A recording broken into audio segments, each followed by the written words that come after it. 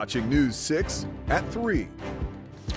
Welcome to News 6 at 3 p.m. This is the only live broadcast happening in Central Florida right now. We're glad you could join us for it. We have so much news happening for you in the News 6 newsroom this afternoon. I'm Matt Austin. And I'm Ginger Gatson. We like to get to the breaking news without all the noise, and we start this Tuesday with some breaking news.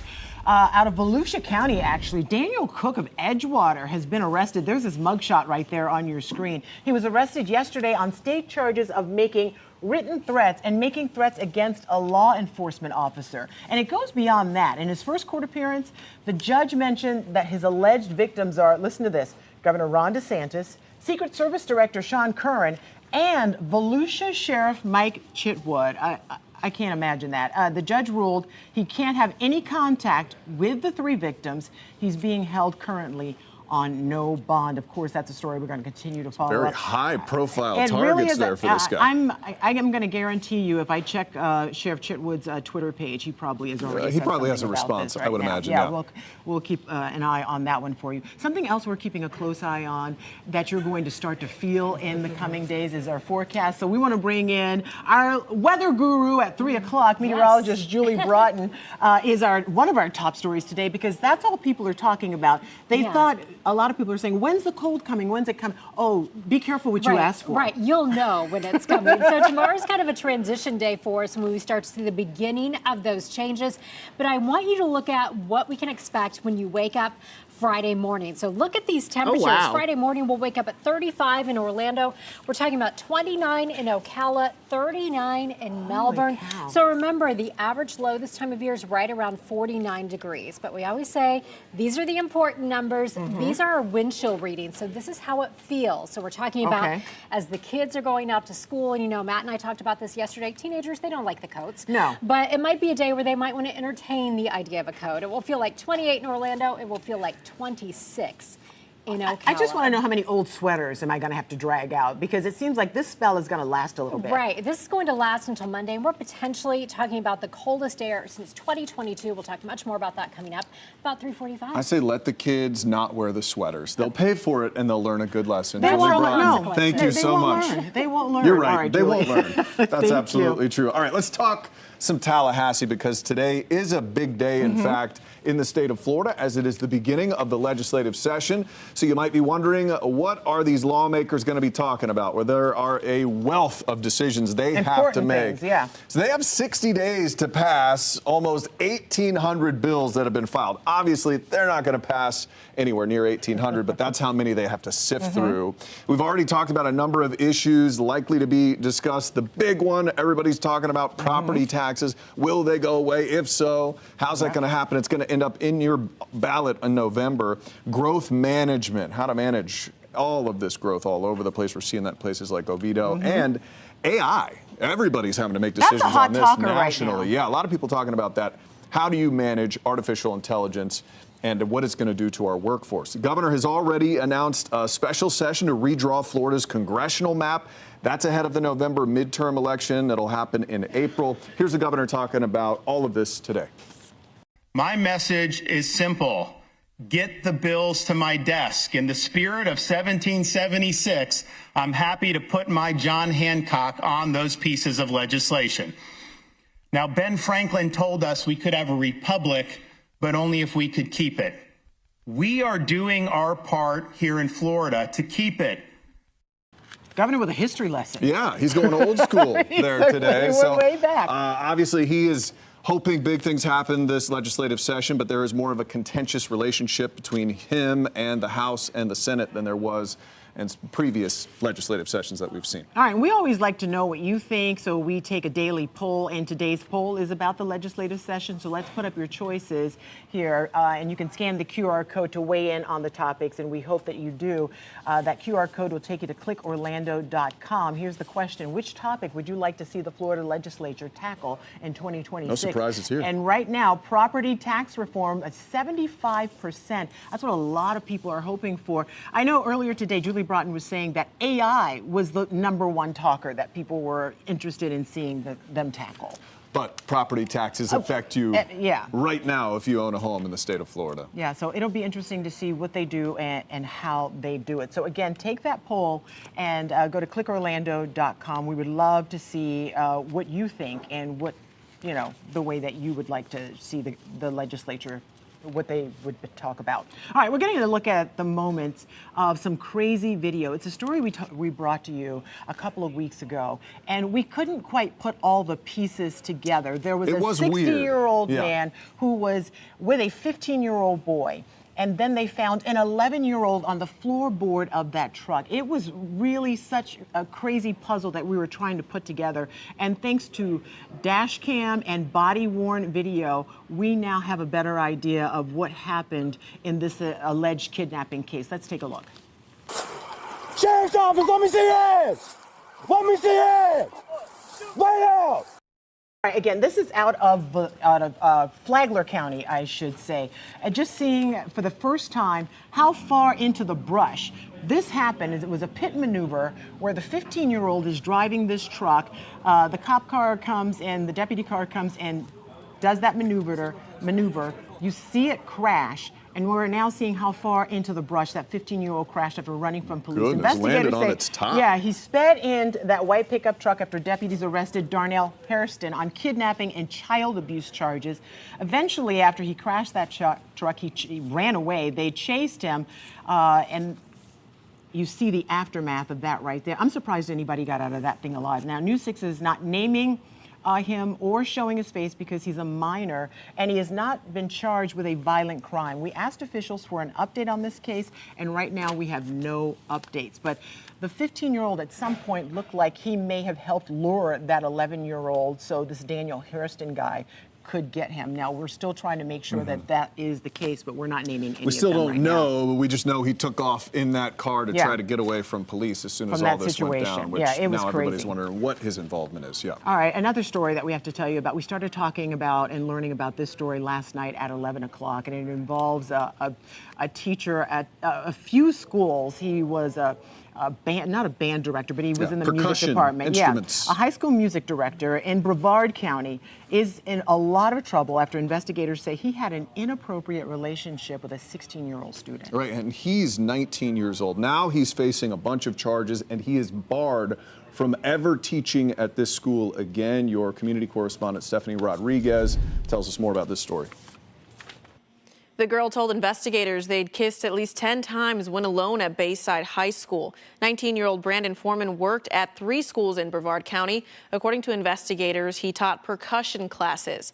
The arrest report says he first met the teen girl a year and a half ago when he was an intern at Bayside High School. But after he was hired, she says they kissed at least 10 times after private one-on-one lessons in the band room. She also claims he touched her inappropriately. Police said Foreman later admitted to kissing and fondling the student. He was arrested Friday, charged with 10 counts of molestation and 1 count of offenses against a student by an authority. Now, as for the district, they sent out a note to parents saying Foreman has been permanently barred from working in any capacity with Brevard County Public Schools. Foreman is now out on bond, and as part of his release, he cannot contact the victim, return to the school, or have unsupervised contact with anyone underage. He is due back in court next month. In studio, Stephanie Rodriguez, News 6. So a lot of people talking about that story, specifically the age of this music director, 19 years old. Yeah. Couldn't even have graduated college by now. Not a whole, But has that job. He's not that far removed from high school, actually. Yeah. All right, well, let's talk about some noisy road work. Nothing will wake you up angry like some construction right outside your door. After getting home at midnight, listen to this. All right, we told you about this last week. People living near State Road 417, this is in Oviedo, were complaining about loud equipment being rolled in for road work. And that was just the equipment coming in. Today, the work actually began, and crews now widening the road from 4 lanes to 8. This is all happening between State Road 426 and State Road 434 in Seminole County. And you can hear that constant banging right there. Again, this is the pile driving, and that's just the equipment arriving. Construction will take place between 6 in the morning and until 8 at night through the first week of February, but you got to feel sad for the people who live in this area, and that's a really densely populated area. That's why they're widening it. Because 6 in the morning is the start time? Are you kidding me? No, because think about it. If they're going to, I mean, that's at least through February, but this is going to take some time to widen it as much as they want to widen it, and some of that work will probably be happening during the summer. That's when it's really hot, so you got to start your job early.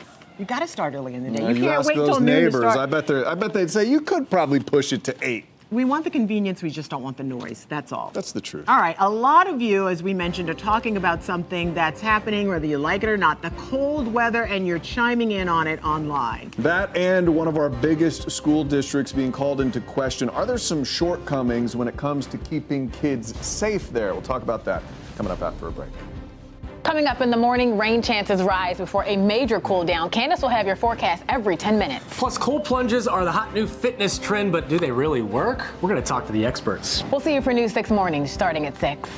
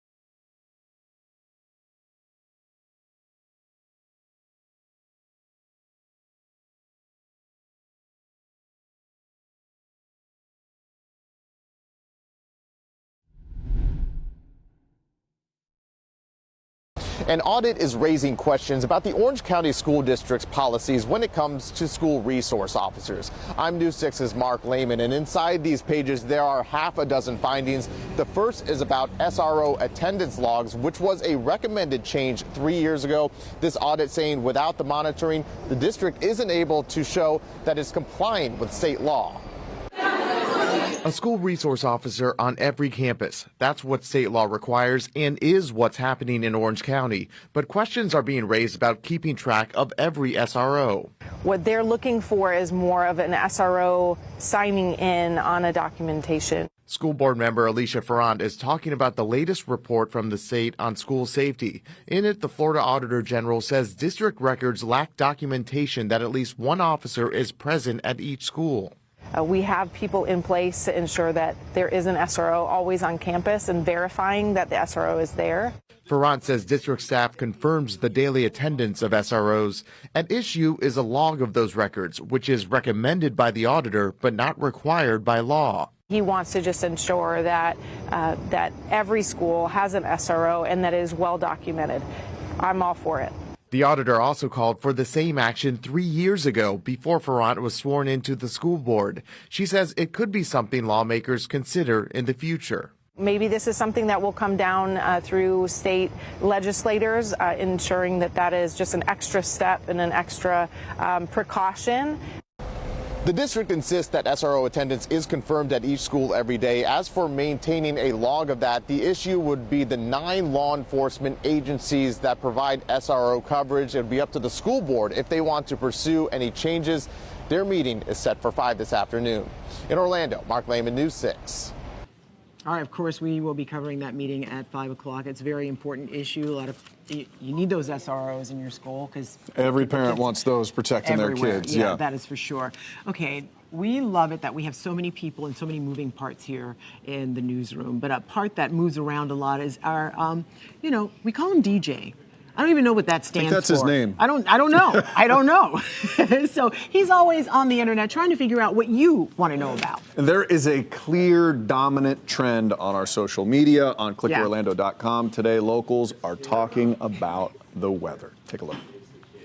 Really, to the surprise of nobody, the big story everybody's talking about right now is the weather. This is the post right here. It says the coldest air of the season is set to arrive in Central Florida. We're talking about below freezing in some areas. Listen to what my guy Jonathan Kegas had to say about this. And it is all about the chill. All right, I need to stop the video just real quick. I want to plug Jonathan's weather show, weeknights, 9:30 p.m., streaming on the News 6 app and on YouTube. He's going in depth about the weather. He's answering your questions. So if you're wondering about anything this week, what's going to happen in your neighborhood, drop into the show, 9:30. It's a great time. Now let's get back to the video. As someone from Buffalo, New York, I knew the comments would be interesting on this one. Mike said, Lord, did I feel stupid when I stepped off my cruise ship this morning and realized I did not anticipate cold air when I got back to Florida. I was shivering my timbers. John says, iguana falling out of a tree warning. I had no idea I needed to worry about that one. Shelby says, yes, I'm so ready being from Virginia. I didn't think I would miss the cold, but I definitely do have more winter clothes than anything. Gina,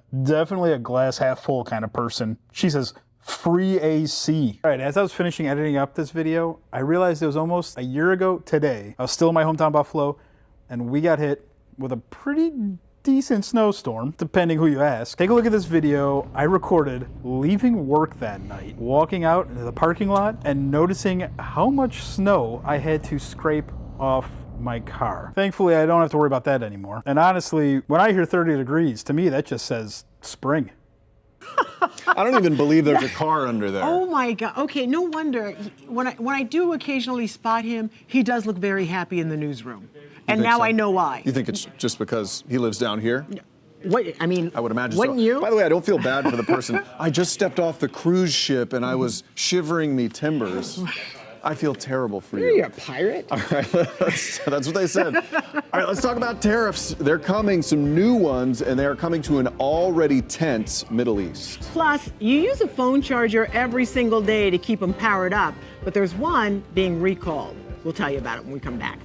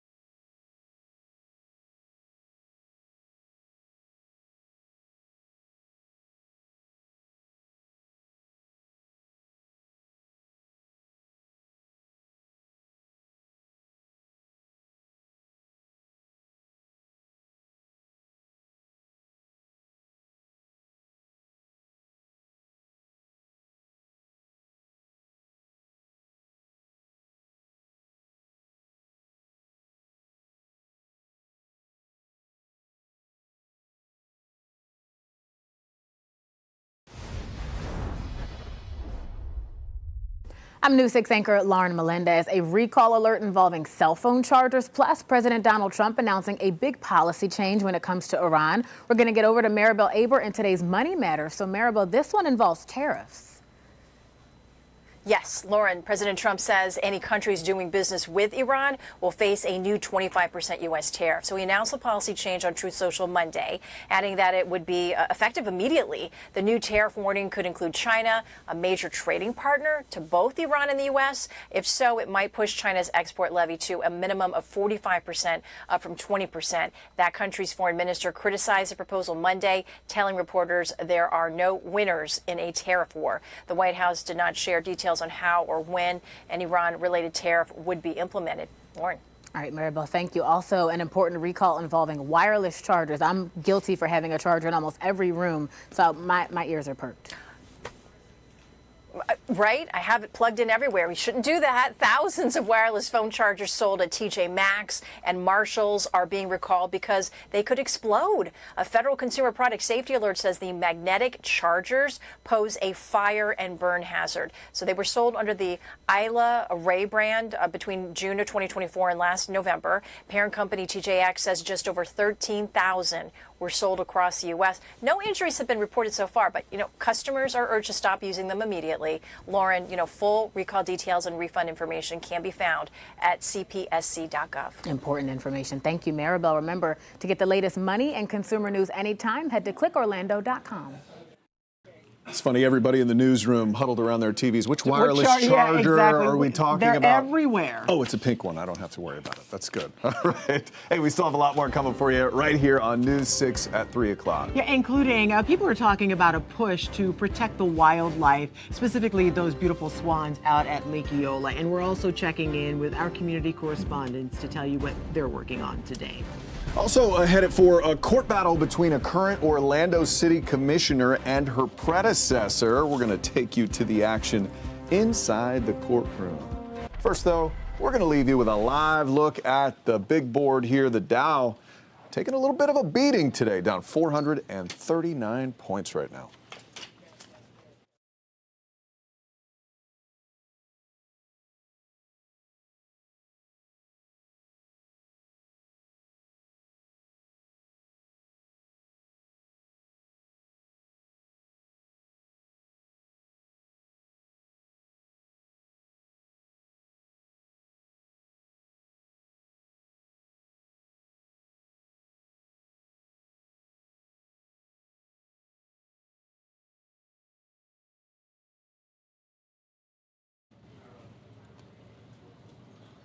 Hello, how are you?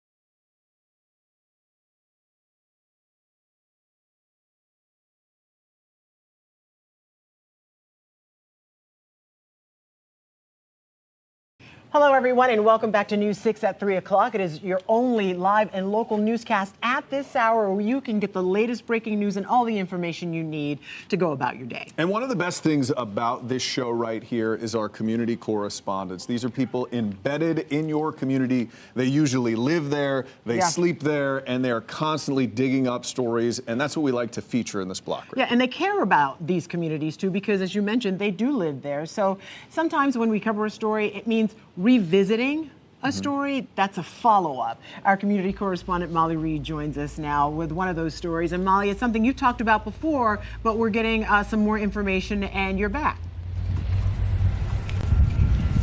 I am, Ginger. So it's hard to believe it's already been 1 year since we first did this story. This was one of the biggest stories we covered in 2025 here in Volusia County.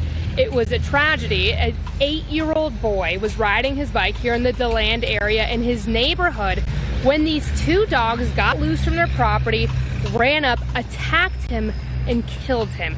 Obviously extremely traumatic for everybody involved in that neighborhood that day, especially for the family and investigators, of course, who had to be there on the scene. Now, the big part about this whole situation and this whole case was that the family and a lot of others were really pushing investigators to hold these two dog owners of the two dogs accountable. They wanted them charged with the death of Michael Millett. But the problem that investigators in the state attorney's office had with that is that the state law at the time required there to be previous complaints about the dogs. Now, after the attack, all these neighbors went to the deputies and said, these dogs got loose all the time. They said they've even attacked other animals in our neighborhood. They've killed people, or not people, animals. So, and now they've killed a little boy. So one of the things that happened is the county now has a higher requirements for people who own these dangerous dogs. State law has changed, and we went back today since these new laws took effect to find out if they're getting results now, what has changed. And I found that there are a lot of dangerous dogs actually here in Volusia County, and those owners, they have some pretty strict deadlines here coming up. And Molly, I bet you find that the neighbors who live in that community are paying very close attention to how this whole thing plays out, huh? Absolutely. Those two dog owners, they ended up being charged with tampering with evidence. So they're going to be keeping an eye on the courthouse here with those owners. But of course, they're also paying attention to if anything like this ever happens again, there's some strict rules in place to hold those new owners accountable. Yeah, and hopefully nothing like this ever happens again, and you won't have to cover a story like this again. Oh. But you do a great job out in that community. Molly, thank you for that update and the follow-up. Appreciate it. So you met our community correspondent. We also have a team of investigators here. One thing they're always looking at very closely are our courts. Definitely here in Central Florida and sometimes all around the country. Okay, so investigator Donovan Myrie joins us now. Come on in. And Donovan, you have been following 3 lawsuits against 2 car companies. This is a big deal. Yeah, it's been a big deal because for Hyundai and Kia, we all know about the Kia Boys Challenge, okay, the TikTok challenge, where you can basically break into a Hyundai or a Kia, stick in the USB port, turn it, and away you go. Well, I think you just told people how to do it. Sorry. No, I think YouTube did that. Hey, it's been out there. It's been out there since like 2020. Right. Well, for all those people who had problems with their cars, okay, there was this giant lawsuit years and years and years ago, got into a one big class action suit, settled for $145 million, but it was put on hold because 2 of the parties in the lawsuit appealed to the Ninth Circuit Court of Appeals. So if you're still waiting for money for that, keep waiting. Okay, it's just $145 million sitting out there. The story that I started focusing on was a $9 million settlement between about 37 attorneys general that sued Hyundai and Kia, saying like, you guys really, basically let people down by having your cars a certain way, okay? So what are you looking at? $4.5 million that went to the states, $4.5 million, okay? Funds for this $9 million settlement only applicable to thefts or break-ins since April 29th, 2025. And that's a little weird because what's going on is the money from the first suit of $145 million is still out there. This is additional money basically saying like if things were fixed and it still didn't work, we basically are looking at money for that, okay? So you've got 2 lawsuits. Again, that $9 million, 4.5 to the states, $4.5 million to customers, and that goes through March of 2026 or 2027.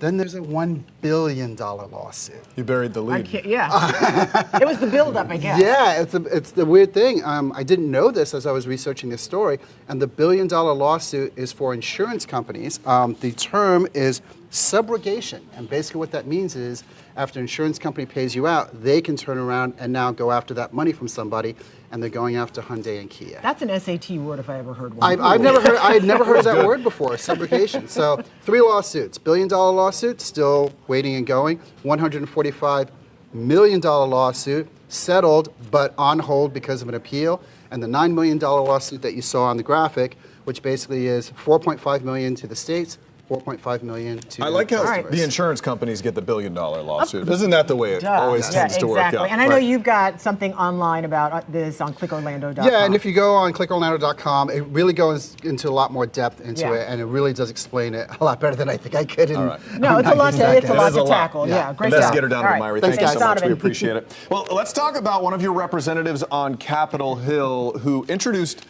a pretty controversial bill, this one regarding Greenland, right? So Randy Fine, U.S. Representative Randy Fine, his district covers parts of Flagler, Lake, Marion, Volusia counties. He filed a bill to annex Greenland and to make it the 51st state. Fine's office says the Greenland Annexation and Statehood Act is aimed at improving national security in the Arctic. The bill cites key shipping lanes for protecting the U.S. The bill would grant the president, here's the key, the authority to take whatever steps are necessary to acquire Greenland, including negotiate with Denmark. Secretary of State Marco Rubio announced plans to meet with the Danish officials this week as a part of the Trump administration's attempts to buy the island. So this started out as a whisper and then a chatter, and the president would mention something here or there. Rumble. It appears to be growing, and the volume is increasing on this story. They were like, okay, we can buy it from you. And I heard the president say, we can do this the easy way, the nice way, or we can just come in and take it. And also, there's not a lick of green in Greenland. All I've seen is snow. I remember that from history class. Yes. It's not green. Iceland is green. Yeah, exactly. But it is a very important shipping, the seas there as the Arctic opens up and the ice melts, it's going to become more and more And I know important. we've seen what's happening with Venezuela, so people are really interested and keen on what will happen with this. That's right. We'll keep tabs on it for sure. Well, closer to home, our legislators are back in session, all right? And I know there's been a lot. Don't threaten us with a good time. I know it's very exciting to think about what's the talk and tally right now for 2026. I want to bring in Christopher Heath. He's been following these Florida lawmakers for longer than you would care to say, decades. Yeah, in the fact. beard didn't used to have so much white in it when I started covering the legislature, but they're It back. turned your hair white is what happened. Yeah, there's a lot of division happening right now. You know, it's a lot of things are coming to a head in Tallahassee. All of it kind of starting today with the very first day of the session. Now, the first day of the session is always nice. It's hugs and kisses, and you're seeing people you haven't seen in a while, and there's fruit baskets It's like the first on day of all school. it. Yeah, that's probably not going to last, and let me explain why. Because the budget outlook for 2026 and 2027 isn't quite as rosy. Some economists at the state level saying Florida by 2028 could be facing a $6.6 billion deficit. So those clouds are out there. That means possible cuts to spending. Of course, all that will come after Governor Ron DeSantis is no longer in the governor's office. The governor is up against term limits, so this will be his last regular session. And we've already seen the legislature kind of buck him a little bit with overriding some of his vetoes, as well as the investigation into Hope Florida, the charity his wife was involved in. So these are the kind of things you don't do when you're afraid of the governor. The other area, and this is something we talked about quite a bit, you did a great story on this, property taxes. The push to overhaul property taxes, maybe eliminate them altogether. The problem is there's about 7, 8, 9 bills floating around up there. Today's CFO Blazing Golia said if voters are faced with 7 different bills on property taxes, all of them will fail. White noise, right? And this is another area where the governor's office normally would take leadership. They're not. But that is something that a lot of people, when you talk about something that impacts almost every person in the state of Florida, that is a big one. So why can't they just drill down on that?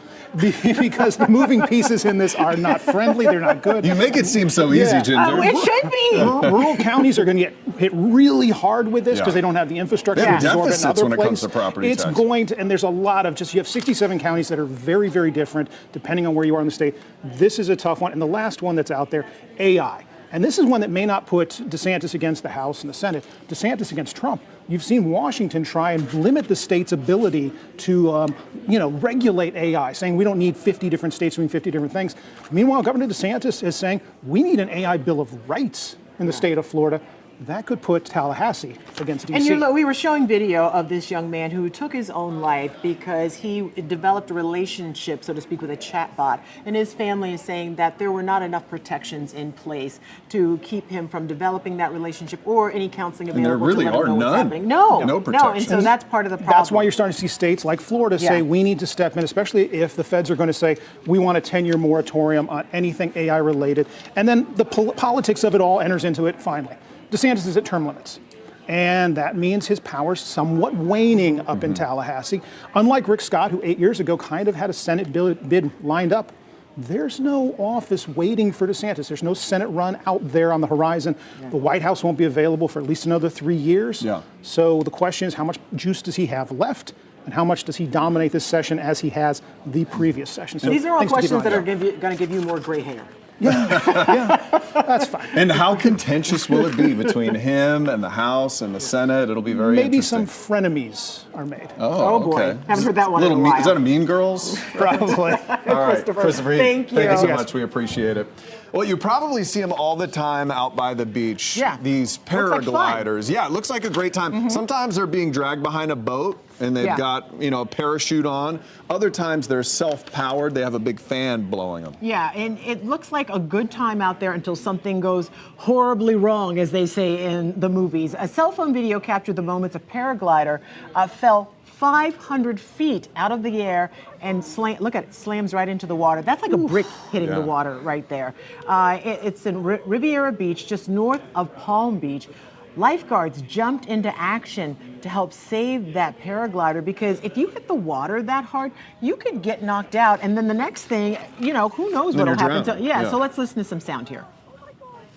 Once I got out there and I saw that he was above water and not drowning and alive, I was so proud to just get out there and bring him back in because it could be so much worse.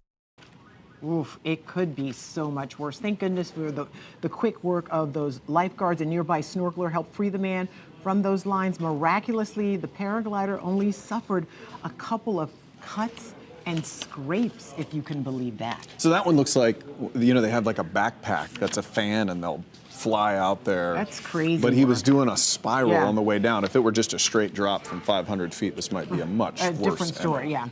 All right, we're going to take a look at your weather. You're talking about it a lot online about that cold snap that is coming to Central Florida, and this one is going to hit. Yeah, and it's going to last, too. Plus, we're revisiting efforts to protect some of Central Florida's most beloved animals. Some would call them iconic.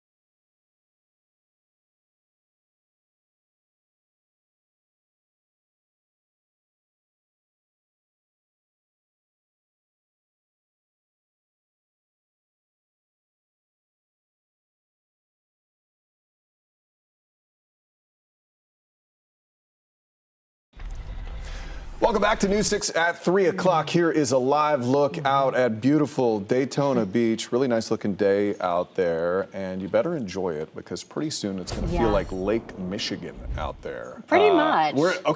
When you started talking about how cold it was going to get maybe a week ago, obviously the models aren't hammered in. Right. It was maybe 40, and I was thinking cold. Now we're talking crazy low. Right. Of course, we continue to hone the forecast, and we are talking about an Arctic blast arriving by Friday morning. So look at this. If we hit 35 or colder Friday morning, which we are forecasting to hit 35, that will be the coldest air we have seen since Christmas Day 2022.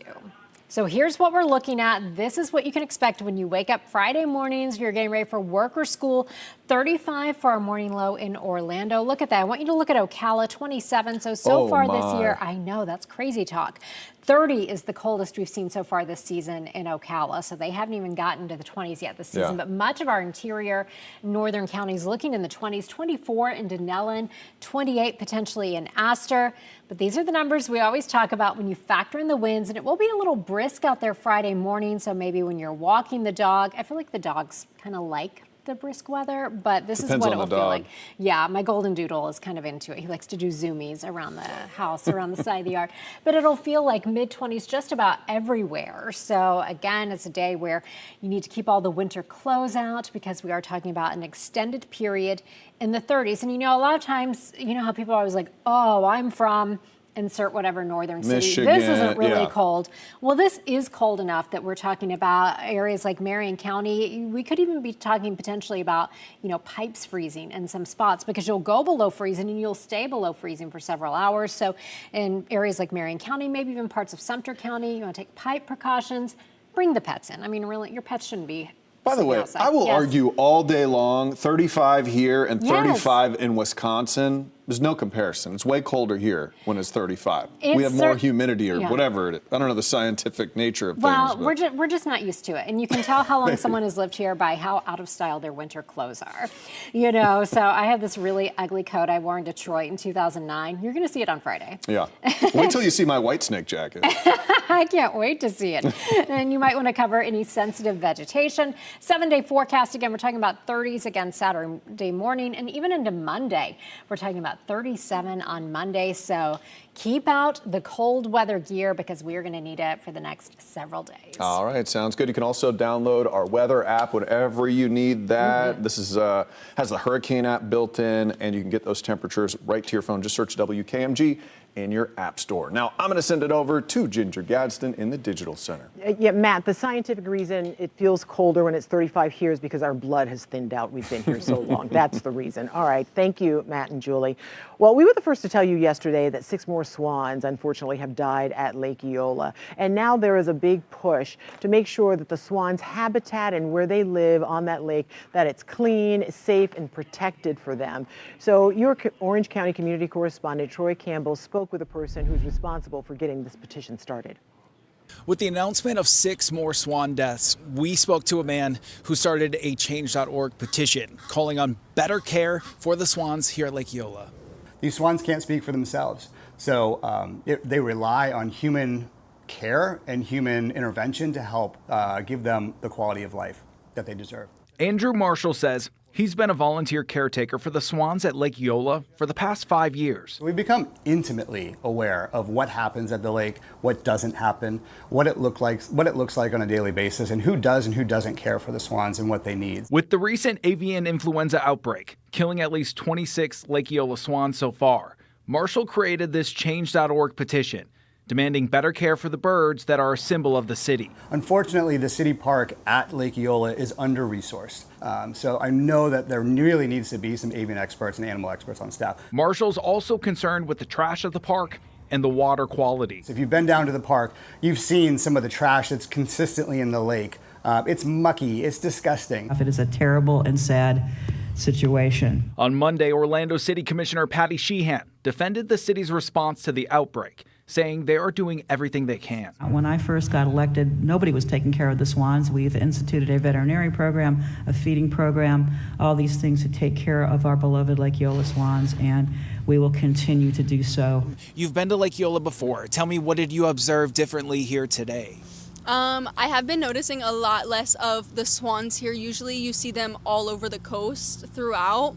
Morgan Todd was having a picnic at Lake Eola when we caught up with her on Monday. None of them have really come up to us even anymore. Last time I was here, I was literally surrounded by swans, and now they're not even in the vicinity, which is honestly kind of upsetting. Marshall says he hopes to work with the city to make changes. We want to be part of a solution, but unfortunately you haven't allowed us to be. So we're asking you to take measures to make meaningful change, to be responsible swan stewards.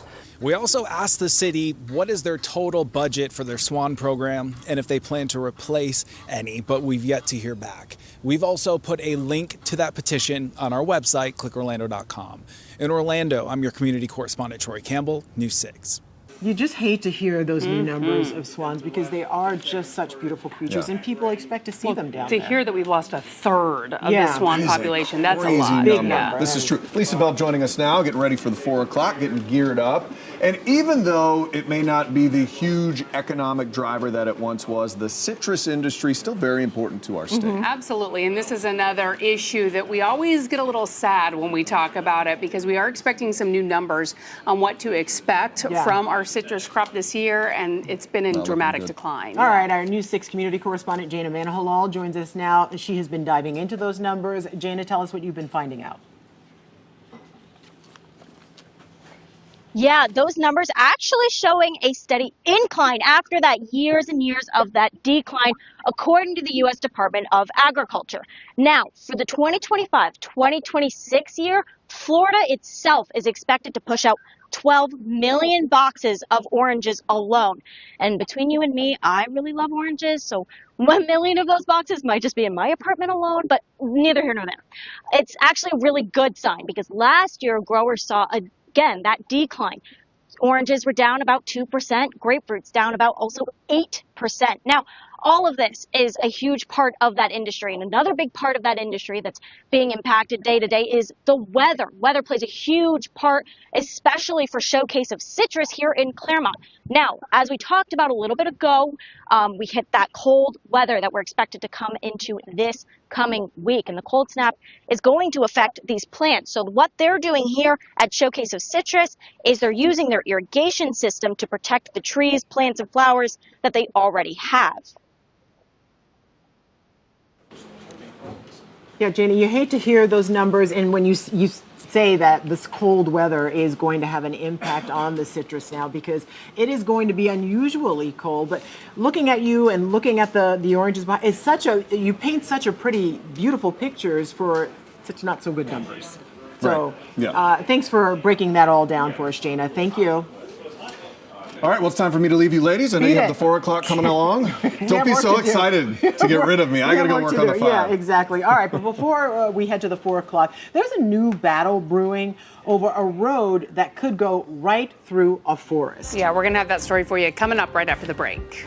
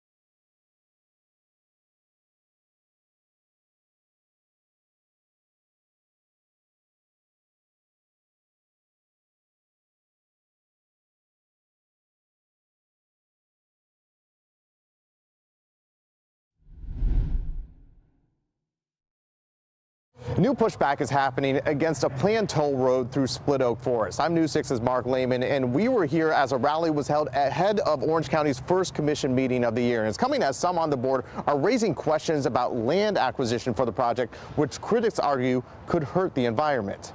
Enough is enough. Commissioner Kelly Martinez-Semrad was among several speaking out against the proposed State Road 534 through part of Split Oak Forest between Orange and Osceola counties. What they did not do is present the entire story of how this road resulted in going through another Green Place land. She's part of a discussion today as concerns have been raised about the Expressway Authority's right-of-way acquisition of Green Place parcels and the road's impact in Eagles Roost Park.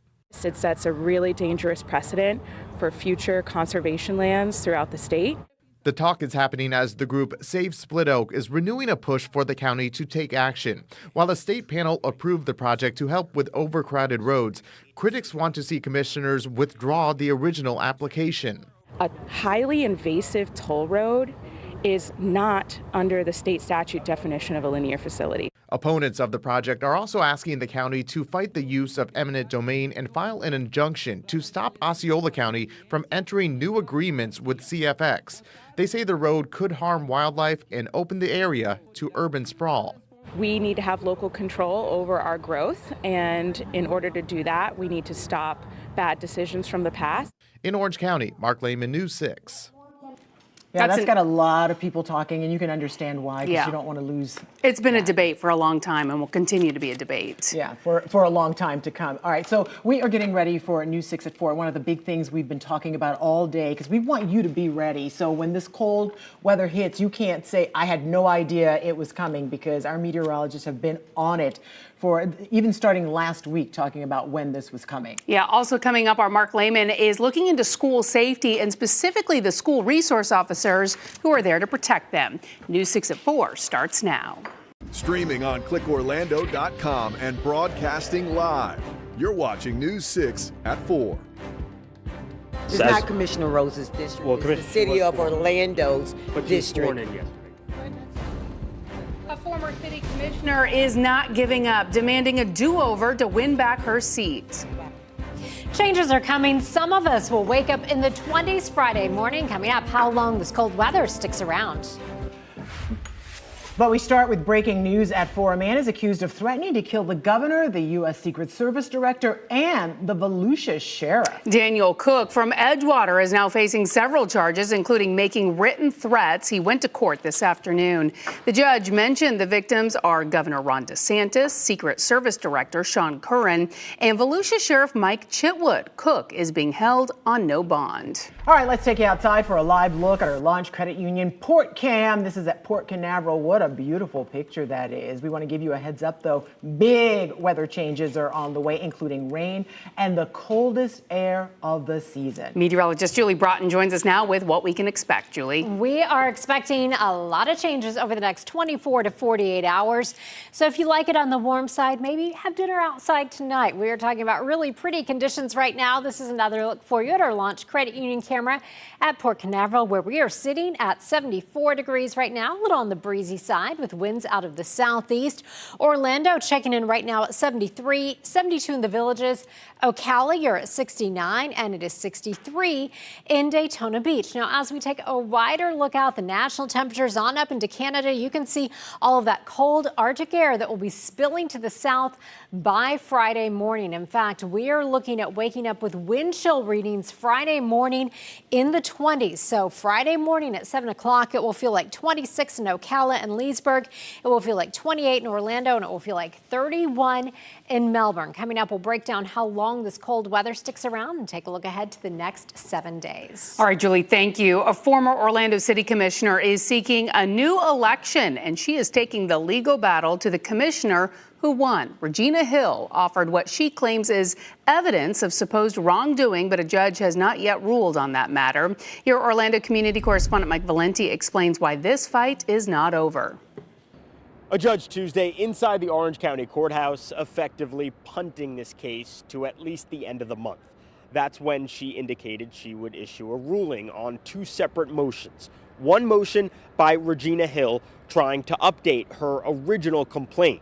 The other motion filed by Commissioner Shan Rose, seeking a decision by the judge that would essentially end this whole thing. Perhaps hell hath no fury like a politician scorned, Your Honor. Commissioner Shan Rose sitting silently Tuesday as her attorney and the attorney for the Orlando Canvassing Board pushed back on Regina Hill's lawsuit against them, which tries to invalidate last November's election, the official results of which showed Rose winning with 52% of the vote. It's been 2 months since this election occurred. Miss Rose was sworn in yesterday. There's serious allegations here, but the problem is there's no material facts behind them. Hill is alleging that Rose's campaign engaged in illegal ballot harvesting, bribery by offering free health screenings, and a new claim that Rose diverted funds from the Electric Daisy Carnival to her campaign. These claims have yet to be proven, and Hill's attorney argued they did not need to be proven Monday, as this was not an evidentiary hearing. After court Tuesday, he stood next to his client, who remained defiant. How do you think the constituents of your district or of Commissioner Rose's district are perceiving this right now? Because it's not Commissioner Rose's district, well, it's the city of Orlando's but district. But you sworn in yesterday. And that's fine. But let's remember, this isn't about me nor Commissioner Rose. This is about every citizen having a fair election. And that did not happen in this case. So while all this is going on, Regina Hill is still dealing with legal troubles of her own in criminal court. News 6 will be back here inside the Orange County Courthouse Friday when Hill is expected to appear for a hearing on charges of financially exploiting an elderly woman. I'm your Orlando community correspondent, Mike Valenti, News 6. A high school music director is accused of having an inappropriate relationship with a 16-year-old student. He worked at 3 schools, Bayside High, Southwest Middle, and Delora Middle, all in Brevard County. News 6's Stephanie Rodriguez explains the action the district is now taking. The girl told investigators they'd kissed at least 10 times when alone at Bayside High School. 19-year-old Brandon Foreman worked at 3 schools in Brevard County. According to investigators, he taught percussion classes. The arrest report says he first met the teen girl a year and a half ago when he was an intern at Bayside High School. But after he was hired, she says they kissed at least 10 times after private one-on-one lessons in the band room. She also claims he touched her inappropriately. Police said Foreman later admitted to kissing and fondling the student. He was arrested Friday, charged with 10 counts of molestation and 1 count of offenses against a student by an authority. Now, as for the district, they sent out a note to parents saying Foreman has been permanently barred from working in any capacity with Brevard County Public Schools. Foreman is now out on bond, and as part of his release, he cannot contact the victim, return to the school, or have unsupervised contact with anyone underage. He is due back in court next month. In studio, Stephanie Rodriguez, News 6. Well, it is hard to believe, but today marks 1 year since 2 dogs killed an 8-year-old boy in his own neighborhood. The dogs attacked Michael Millette while he was riding his bike into land. The dogs were later euthanized, and the owners now face felony charges for tampering with evidence, accused of deleting Facebook messages detailing the dogs being loose. They are set to go on trial next month. The boy's family says the charges are not enough, and they're pushing for accountability. In the past year, their advocacy helped pass the Pam Rock Act. It's a law that holds owners of dangerous dogs responsible and seeks to prevent future attacks. Volusia County also now requires dangerous dogs to have $500,000 in liability insurance. It's a measure aimed at protecting communities from similar tragedies. In Flagler County, the sheriff's office has released new body cam video during a chaotic traffic stop involving a registered sex offender and 2 minors. Sheriff's office, let me see hands! Let me see hands! Lay down! Lay down! Lay down! Spread out on the floor! Spread out on the floor! This happened last month along US 1 near Whiteview Drive, just north of Bunnell. This is video of the 15-year-old getting arrested. It all started during a traffic stop when deputies found the driver, Darnell Hairston, a registered sex offender with 2 minors. One of the minors was an 11-year-old who had been reported missing out of St. Johns County. While deputies were busy with Hairston, the other minor, a 15-year-old, got back into the truck and drove away. Hairston is now facing multiple charges, including kidnapping a child under 13. The 15-year-old is also facing multiple charges, including aggravated battery on a law enforcement officer. We now know the name of the 10-year-old boy and 75-year-old woman who died in a house fire.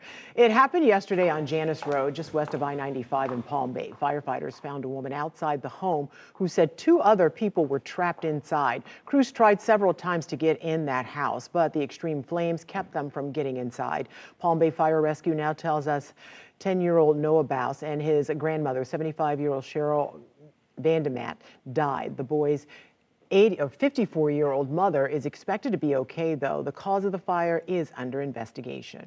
Florida lawmakers are back at work in Tallahassee. This year's legislative session officially began this morning, and it started with Governor Ron DeSantis giving his final State of the State address. News 6 anchor Matt Austin joins us now live in the newsroom with what lawmakers are focusing on this year. Matt? Yeah, it's a big session. One of the governor's big pushes this year is a constitutional amendment to slash property taxes.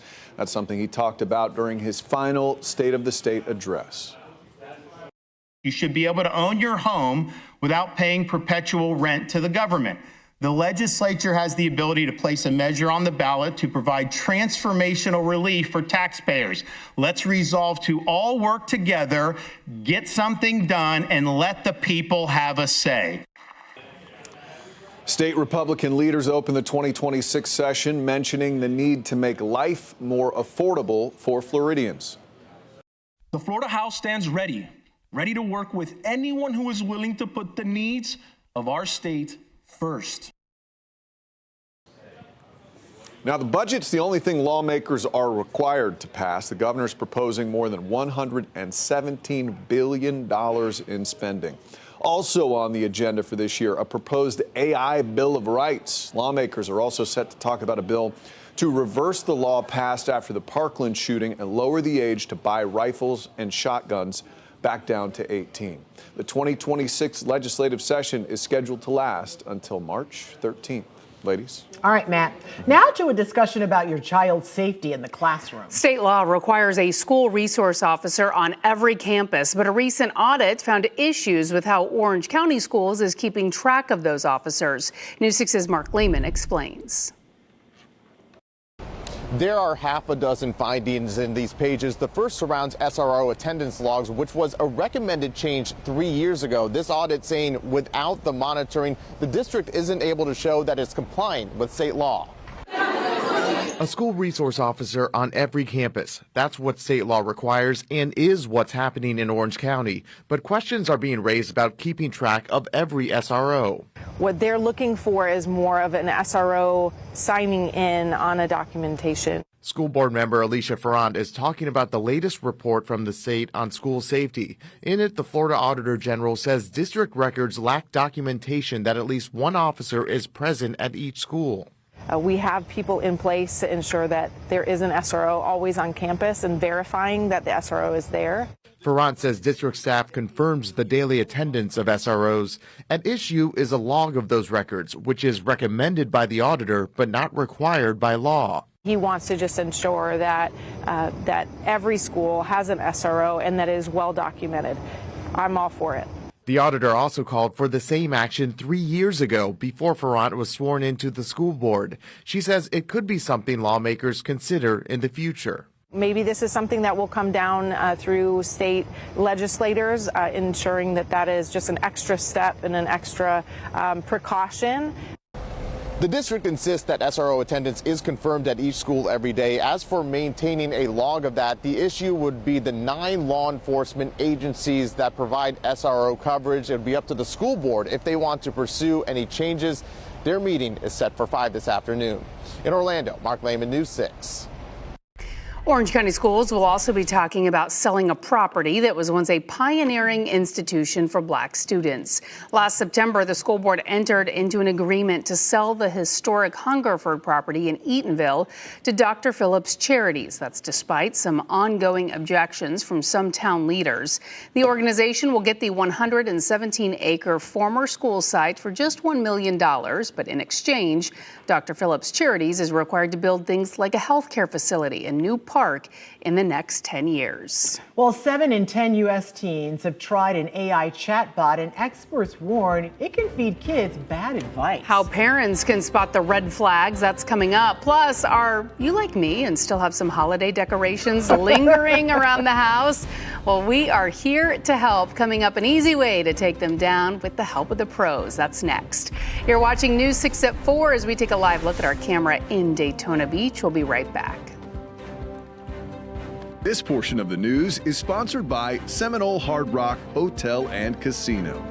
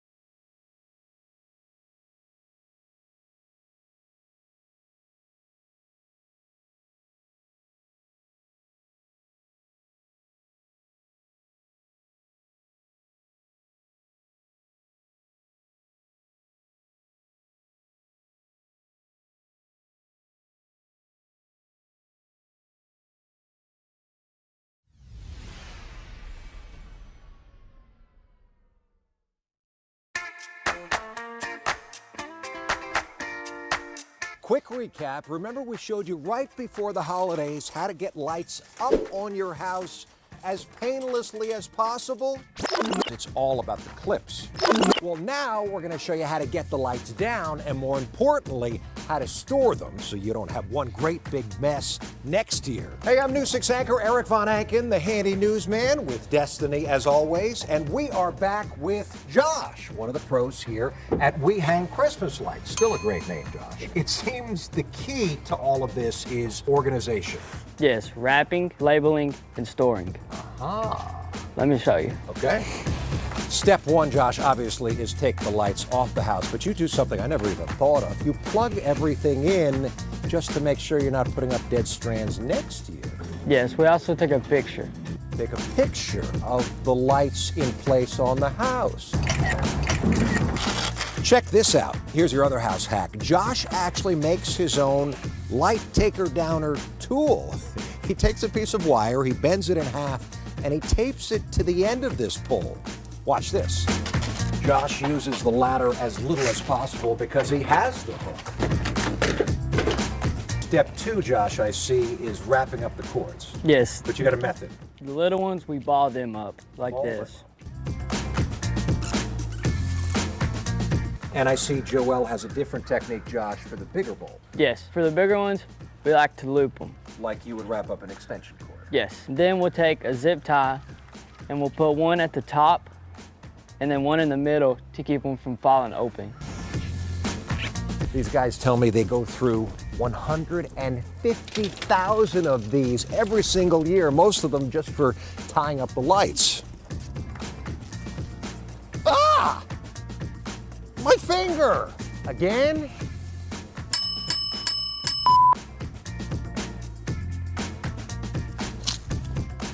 Aha! Step 3, I see. Labeling, Eric. You label everything, Josh. Yes.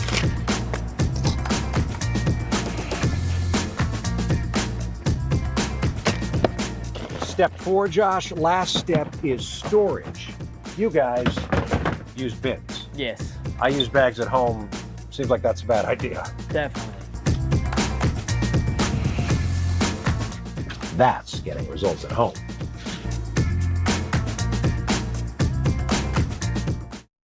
Still seems like a lot of work.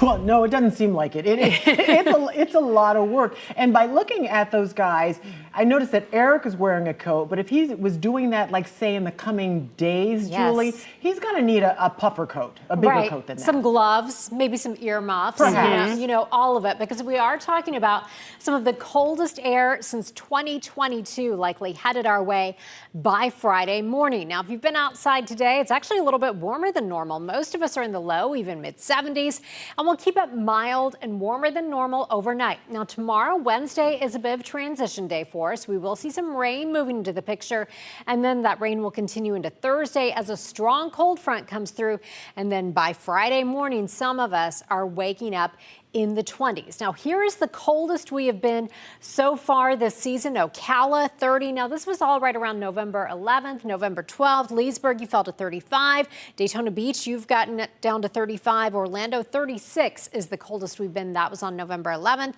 And Melbourne, you dropped to 37. Now, here's what we're expecting Friday morning. So 7 o'clock Friday mornings, you're getting the kids out to school, maybe heading off to work. We'll be at 35 in Orlando. Look at all these 20s for our northern interior spots. Denellen, you could be talking about 24, 28 in Bushnell, 27 in Ocala, 37 in Melbourne, and 35 in Titusville. But when you factor in the winds, just about all of us will be feeling like the 20s. So this is dangerously cold just about everywhere across Central Florida. You'll feel like 24 in Palm Coast, and it will feel like 26 in Leesburg. Quite a contrast to what's going on right now. This is a live look from our Light Orlando Delivering Hope Together camera over downtown Orlando. 73, normal high this time of year, 71. You can see some blue sky there, but quite a bit of cloud cover, and we'll continue to see those clouds thickening. Now, if you're in Mount Dora, you're at 73, 73 right now in Webster, 68 in Reddick. It is 69 in Denellen and 64 in Port Orange. As we head down to Mico, you're at 73, 74 in Hullapaw, and it is 75 if you're in Poinciana. Now, here's your hour-by-hour forecast. Your forecast is sponsored by Renewal by Anderson. Okay, so this is a picture of Missy. This was her celebrating New Year's Eve, and notice she's wearing her Christmas pajamas. I say she just leave those out and go ahead and wear them Friday into the weekend. It's perfectly fine that they're Christmas pajamas. We want her to stay warm. 66 at 7 o'clock, 65 degrees at 8 o'clock. Make sure you head to clickorlando.com/pins.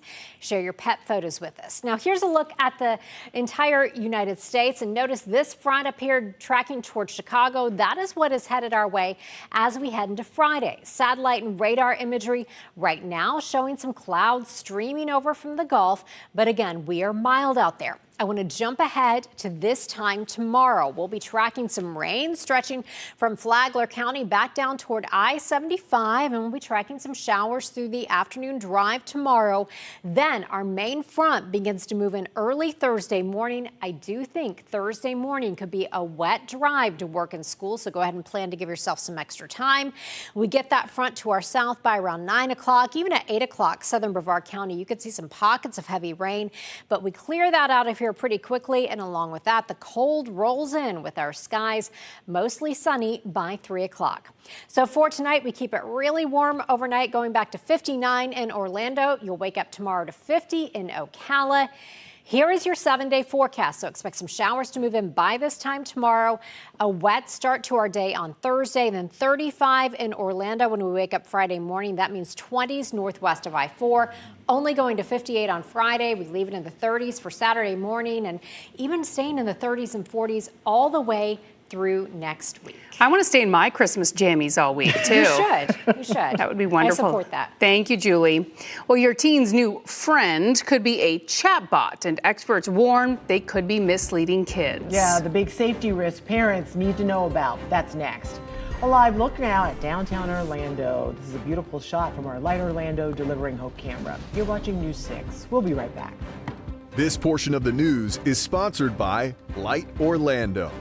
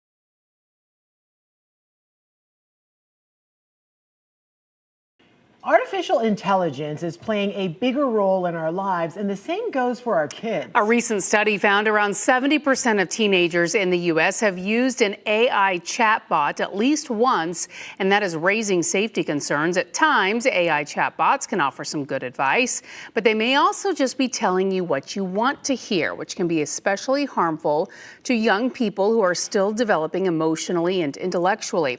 Kids may believe what the bot says, even if it is wrong or its advice is dangerous. These AI chatbots are not oracles of truth. They can get information wrong more often than you may think. Our use of social media tells a story of what happens when we're not mindful of how these technologies can influence children and their development. Just last week, we told you how Character AI is agreeing to pay millions of dollars to settle lawsuits, claiming its chatbots contributed to teen suicides. We've seen one of those lawsuits here in Central Florida. An Orlando mom says her 14-year-old son developed a deep relationship with a chatbot and later died by suicide in 2024. The lawsuit claims the platform did not adequately respond when he showed signs of self-harm. The company says it has since added safety features, including blocking users under 18 from having back and forth chatbot conversations. Character AI has also settled 4 other cases in Colorado, New York, and Texas. Well, Lake Eola's iconic swans are disappearing, and a new petition demands big changes. We'll have the push to save the birds coming up next. The e-bike boom leads to complaints and now citations. Officers have been stopping kids, educating them, talking to them, calling parents, and it just got to the point where we felt it wasn't as working as well as it should. We're here in Oviedo talking to police about their recent enforcement efforts. And here's a live look over Port Canaveral. You're watching News 6. We'll be right back.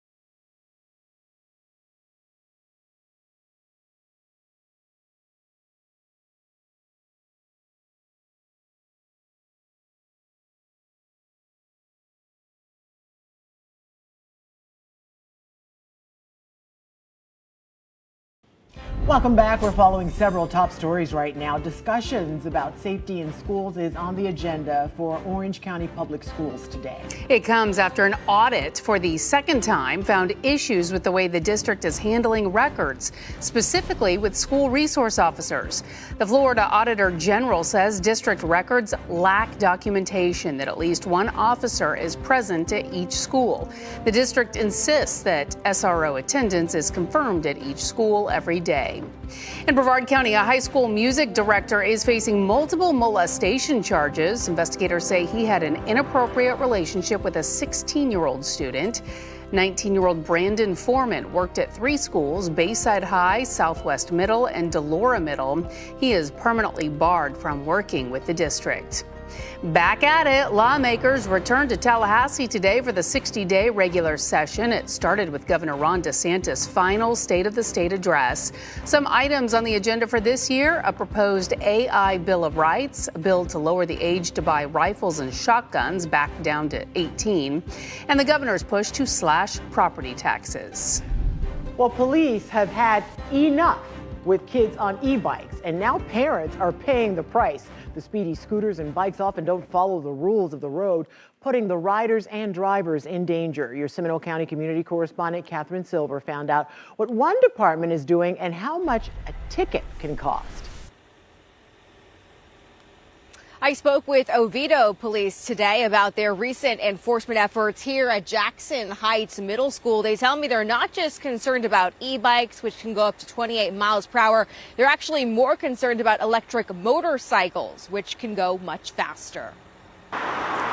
At Jackson Heights Middle School, officers in Oviedo cited 9 kids in one day, all with electric motorcycles or e-bikes. Have you guys had complaints from the community? We've had plenty. We spoke with Lieutenant Adam Edgard about the switch from education to enforcement. It just got to the point where we felt it wasn't working as well as it should. So the officers went out there and they focused on the ones that would go really, faster, up in the 40, 50 mile an hour range, some of them. What would make an officer stop a kid on an e-bike or an e-moto and actually issue a citation? Sometimes just looking at the e-bike or e-motorcycle and you just know whether it's legal or not. If it has no pedals, it's on a bicycle. It's a e-motorcycle. Oviedo isn't the only city adjusting to the e-bike boom. In nearby Winter Springs, police have told us they've stopped dozens of kids this school year. What we're seeing are kids in packs of e-bikes ignoring the rules of the roadway. You have to stop at stop signs. You have to operate it like you're operating a vehicle. At Jackson Heights, Oviedo police say the citations they gave out were non-moving violations, and they focused on finding e-bikes and motorcycles that were not street legal. We get that so many people bought so many over the Christmas holidays and give it to their kids as presents. Just because they sell it in the store doesn't necessarily make it legal or street legal. So do your due diligence. And police say most of the time it's the parents that end up actually paying the citations that they issued here recently. Each came with $116 fines. I'm live in Oviedo. Catherine Silver, News 6. All right, Catherine, thank you. Meantime, in Sumter County, the school board is expected to vote tonight on new rules for e-bikes. The changes would formally ban students from using the powered portion of their e-bikes or scooters while on campus. Anyone under 16 would have to wear helmets. Students would also have to get off their bikes to walk them over to storage areas before class. Students who refuse could face disciplinary action. Tonight's meeting is set to start at 5:30. And just last week, city leaders in Winter Garden decided to ban high-speed e-bikes on a stretch of the West Orange Trail. It also bans anyone under 15 from riding. It would block the motorized scooters on narrow sidewalks.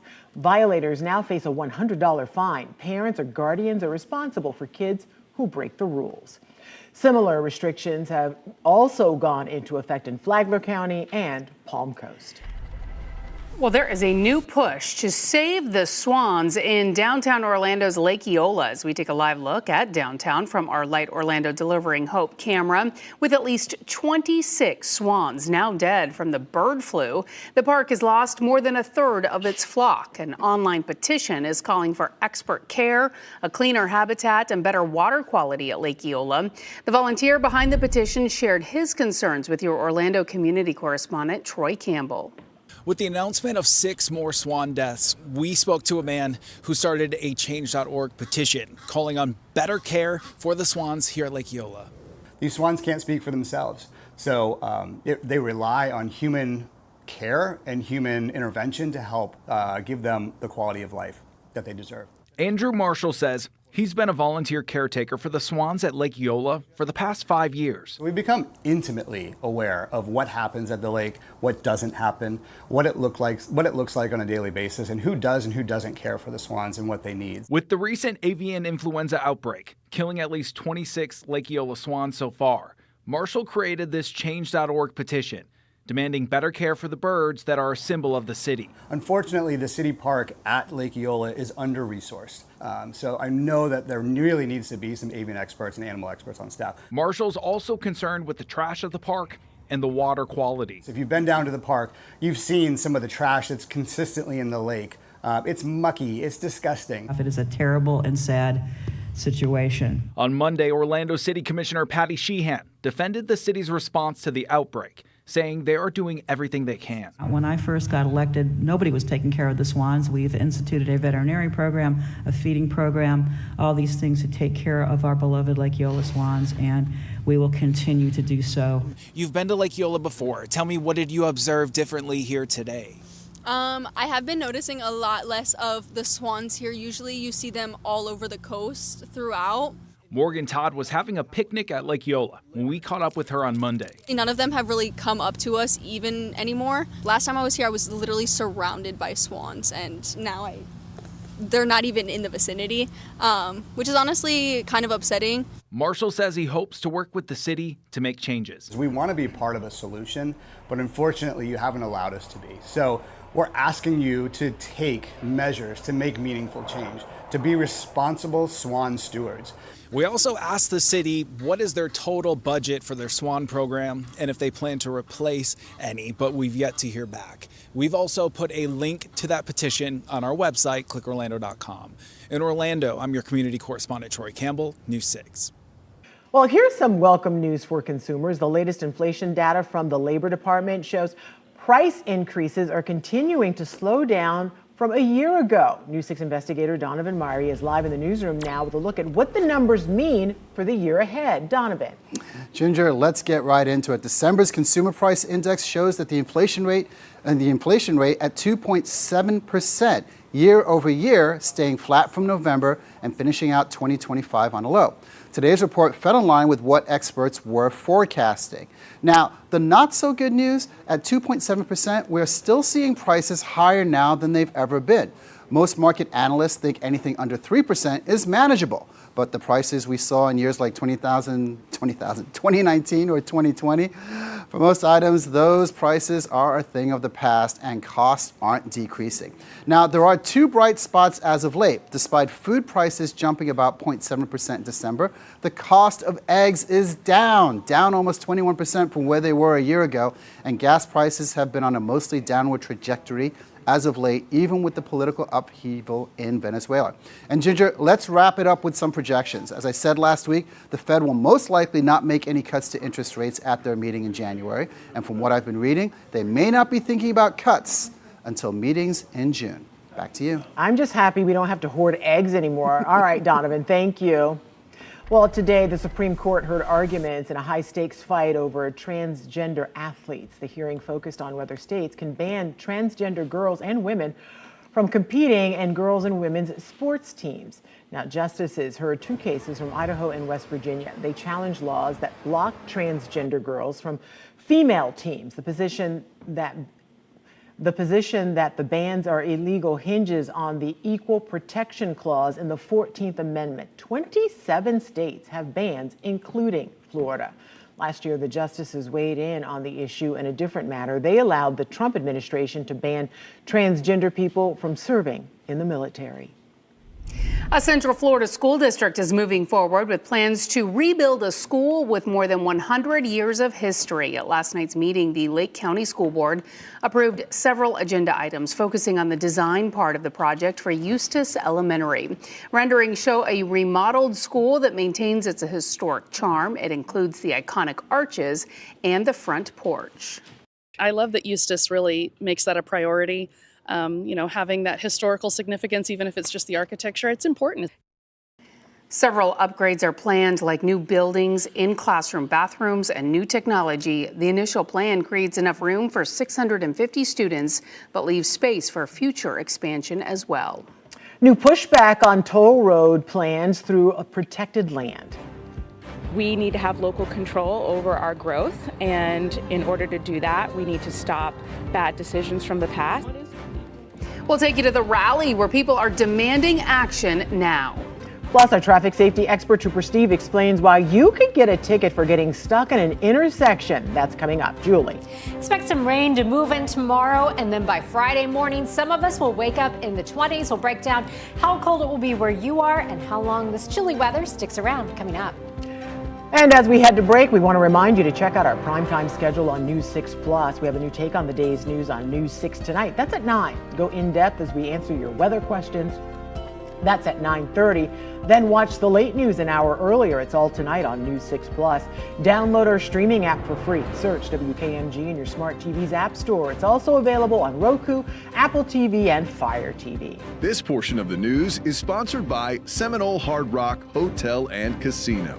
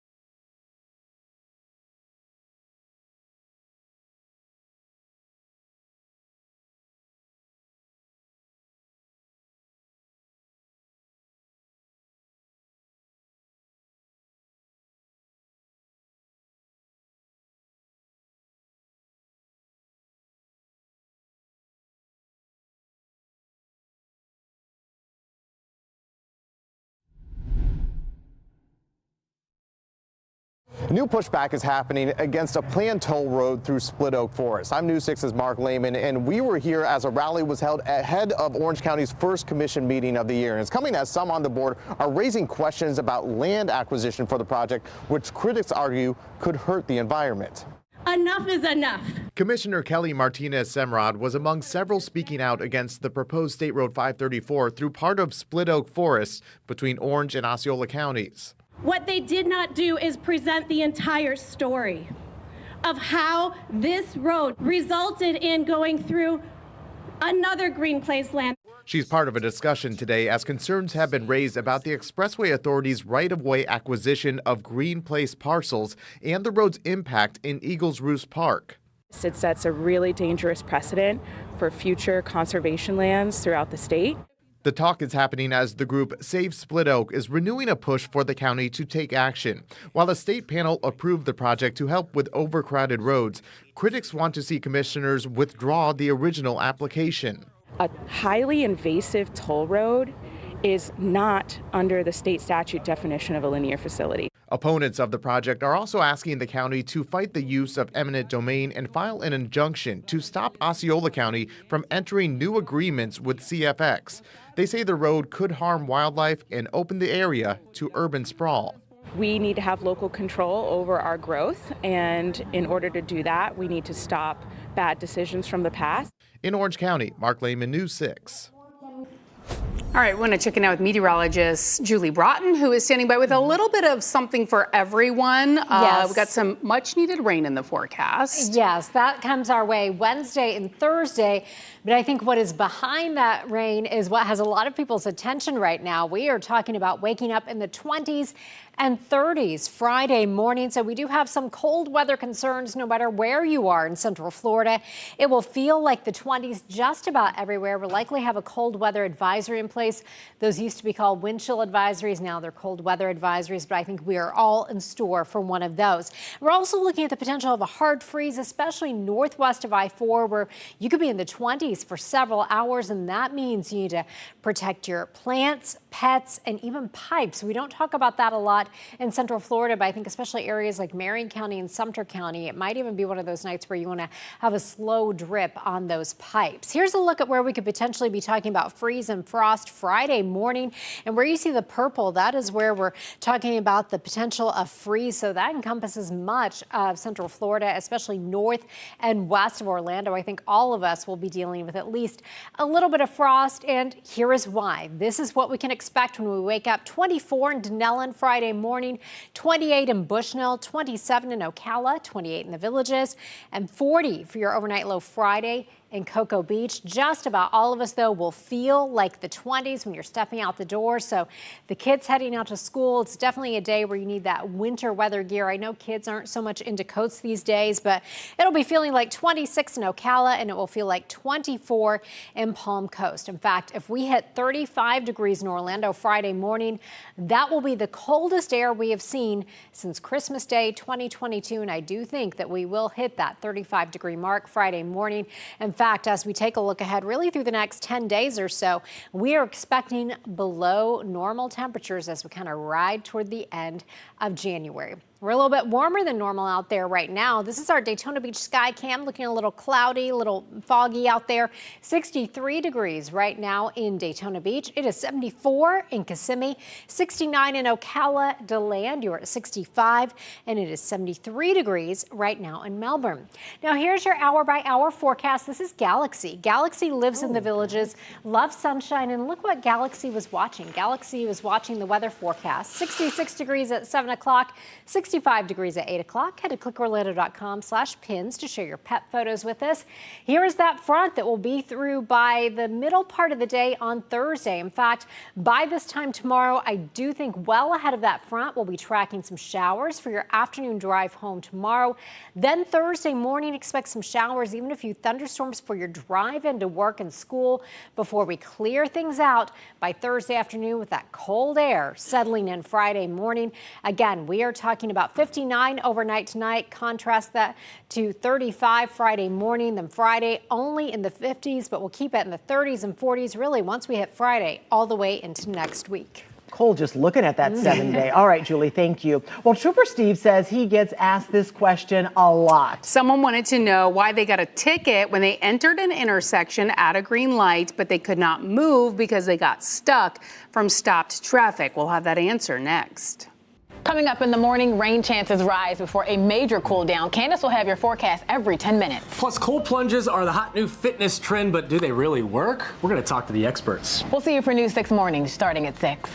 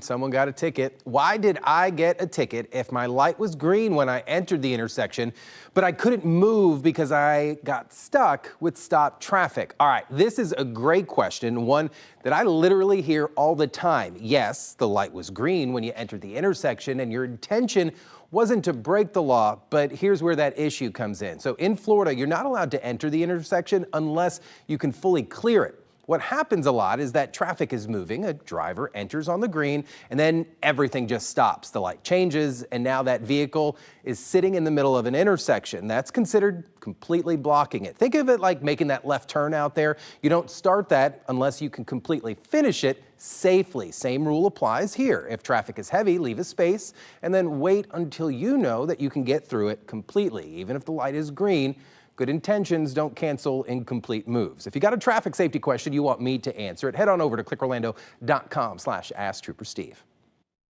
Well, a local musician whose band is up for 3 Grammy Awards this year will be performing at the Dr. Phillips Center this week. Orlando resident Aoife O'Donovan is part of the band I'm With Her. It is a multi-Grammy award-winning folk and bluegrass-inspired trio. They will be singing and playing their guitars, banjos, fiddle, and mandolins at Steinmetz Hall this Friday night.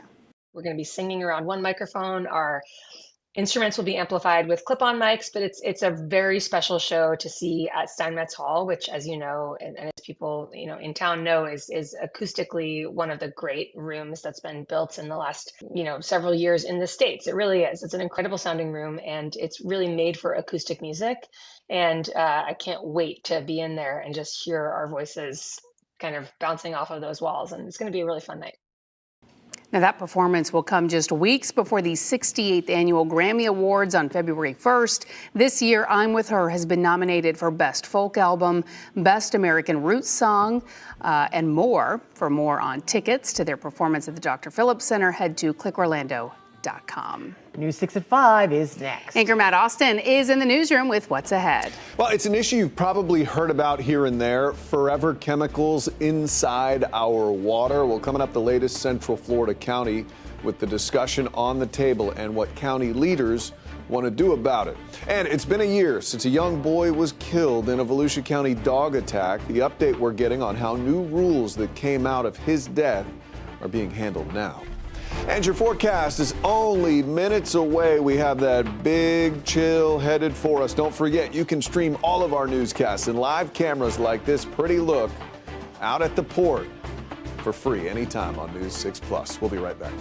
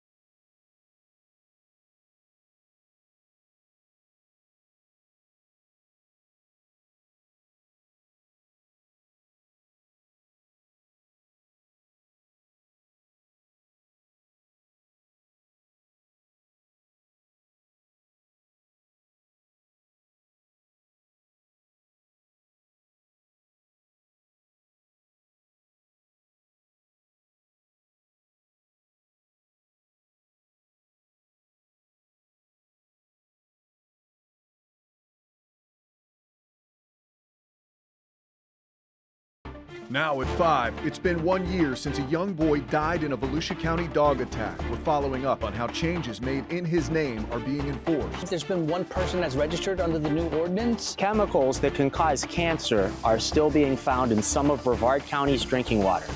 I'll tell you where Forever Chemicals were detected and what the county's doing about it. And a citrus industry on the decline. The first predictions of the year are out for Florida's cash crop. What the numbers are revealing. You're watching News 6 at 5.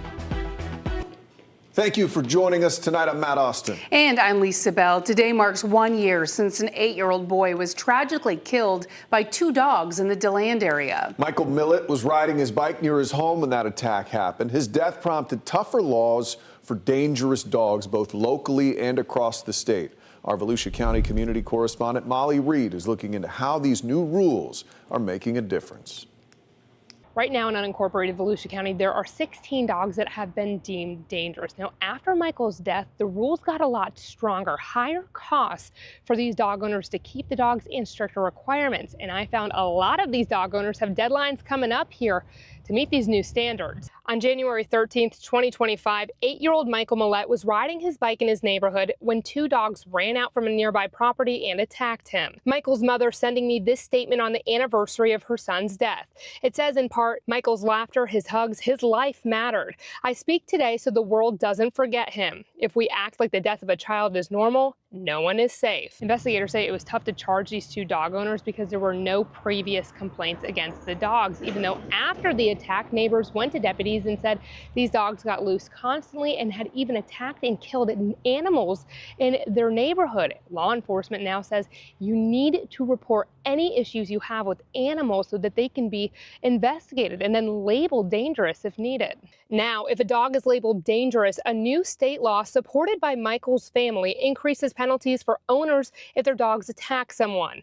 Plus, Volusia County just passed a rule that requires owners of dangerous dogs to have $500,000 in insurance, a number Councilman David Santiago pushed for. We're very limited based on state law, and I think this law right now is kind of working, so time will tell. The 16 dog owners in unincorporated Volusia County who are on the county's public list you see here have to register their dogs every year according to the date they were classified as dangerous. That registration includes showing the proof of insurance, and several owners have deadlines coming up in the next 2 months. There's been one person that's registered under the new ordinance, and that person ultimately, I've learned, has actually euthanized their own dogs because they have been aggressive to other people. Now, the dogs who attacked Michael were euthanized shortly after the attack. The owners were actually charged for tampering with evidence because they apparently deleted social media messages about the attack. They're due in court here at the end of the month with a trial date tentatively set for mid-February. I'm your Volusia County community correspondent Molly Reed, News 6. Molly, thank you. And here is a look at that dangerous dog list that Molly was talking about. You can find a link to this list in Molly's story on our website, clickorlando.com. All right, let's take a live look at one of our cameras. This is in Mount Dora. What a beautiful place it is. Comfortable day outside, but that is not going to last. Meteorologist Jonathan Kagas joins us now. And Jonathan, we are expecting some cold temperatures to show up later this week. It's going to be an understatement for most of us here. We're talking the coldest air in potentially years sliding through as the source region for this air mass is literally the Arctic. It's charging up as we speak closer to the Hudson Bay. Air temperatures on Friday morning in the Orlando area in the mid-30s. It's going to be much colder than that. But anyway, for everybody, this is likely going to be the coldest air that we have felt since way back on Christmas morning of 2022, if you remember that blast of colder air that came in to make it feel a little festive. Here is front number 1. This one's coming through the bottled up Arctic air right now is just north of the Minnesota-Canada border right now. That is going to dislodge and work its way in our direction, arriving here Thursday into Friday, and then really sticking around as a reinforcing shot of cold comes in early next work week. We'll talk much more about that at about 5:17, guys. All right, Jonathan, thank you. Well, right now, commissioners in Brevard County are addressing dangerous chemicals found in the county's water supply. PFAS, better known as forever chemicals, can stay in the environment for thousands of years. Your MIMS community correspondent, James Barbero, shows us commissioners' plans. Chemicals that can cause cancer are still being found in some of Brevard County's drinking water. At water treatment plants in South Brevard at Barefoot Bay to here in North Brevard at the MIMS water treatment plant, recent samples found levels of PFAS, called forever chemicals because they don't break down, exceeding new EPA limits. For decades, these kinds of chemicals weren't regulated, and locally, people who live near Patrick Space Force Base blamed military chemicals in the environment when they got sick. This interview with a breast cancer survivor was from my extensive coverage in 2018 of a possible cancer cluster. This is not a coincidence that so many of us in our early 30s and some of us in our 20s getting cancer. For perspective, the EPA limits are in the parts per trillion, so any detection is in a very, very small amount. You're sticking to 0 is truly safe. Absolutely. But it's enough to concern county commissioners like Katie Delaney, who will talk more about the chemicals in your water at Tuesday night's commission meeting. You know, one glass of water isn't going to be a problem, but a lifetime or 10 years of drinking this, it will cause problems. Thyroid problems, heart disease, cancer. So what do you think can be done beyond notifying people of the results? So we do have a plan in place. We are working on a reverse osmosis system for our water facilities, and that will filter out the PFAS in this water. Commissioner Delaney told me that will take a couple of years. So when I asked her if your water is safe to drink right now, she recommends getting a good filter. If you'd like to see the full water sample results, I'll put them on clickorlando.com. You can also find a link to the commission meeting there, which we'll be watching too, to update you on any new information. In Brevard County, I'm your MIMS community correspondent, James Sparvero, News 6. A 19-year-old will spend the next 35 years behind bars after pleading guilty to stabbing his grandma to death back in 2022. Jalen Christian was convicted of second-degree murder in the death of his grandma, Muriel Emerson. Now, this happened in Rockledge. Investigators say she brought Christian home from school before the then 16-year-old attacked her from behind with a kitchen knife. The Brevard County Sheriff's Office says she was stabbed at least 42 times. Deputies say he told them he killed her to steal her credit card and run off. Circuit Judge Charles Crawford says he has a lifetime of probation after his decades in prison. 2 men are facing charges this evening, accused in a string of burglaries last year. Cocoa police announced the arrest of Brandon Hall and Charles Hudson today. They're accused of burglarizing multiple stores between last April and December. Detectives say the 2 stole mini bikes, ATVs, golf carts, and tools. After months of investigation, the 2 were charged with multiple counts, including felony burglary, grand theft, and dealing in stolen property. They're both being held in the Brevard County Jail now. Florida's annual legislative session got underway in Tallahassee today. Hundreds of bills have already been filed for consideration, including property taxes and map redistricting. News 6's Ginger Gadsden has the details. Yeah, the session, as you mentioned, began this morning with the governor calling back to the founding fathers and America's 250th birthday in his address. My message is simple. Get the bills to my desk. In the spirit of 1776, I'm happy to put my John Hancock on those pieces of legislation. One of the governor's big pushes this year is a constitutional amendment to slash property taxes. But local governments have already sounded the alarm about millions in lost revenue. Still, lawmakers say they're hopeful about what's to come over the next 2 months. The governor is proposing more than $117 billion in spending, though you may remember last year, lawmakers could not get a deal done in time. Also on the agenda for this year, a proposed AI Bill of Rights. A bill has also again been filed to try to reverse the law passed after the Parkland shooting and lower the age to buy rifles and shotguns back to 18. State representatives and senators have 60 days to pass almost 1,800 bills, but DeSantis has already warned them that there will be extra innings this year. Last week, he issued a proclamation for a special session in April on redrawing Florida's congressional map ahead of the November midterm election. And there is a lot more to talk about, as you can imagine. You can follow the latest on clickorlando.com. Matt? Ginger, thank you. Heads up for drivers in Seminole County tonight. It's not just the lane closures you're going to see during construction on the 417 this month. It is the noise. Take a listen. Earlier this month, we told you that crews were going to begin pile driving near Winter Springs Boulevard. Well, today we heard it again, and this is your reminder. It's going to be noisy as work continues through February 6th. FDOT says it's keeping the loudest noise and vibrations only from 6 a.m. to 8 p.m., starting pretty early there. This is a part of an ongoing project to widen the expressway from Aloma to 434. NASA's Crew 11 mission managers have been given the go-ahead to return to Earth. In less than 24 hours, they will begin undocking from the International Space Station, headed for a splashdown off the coast of California.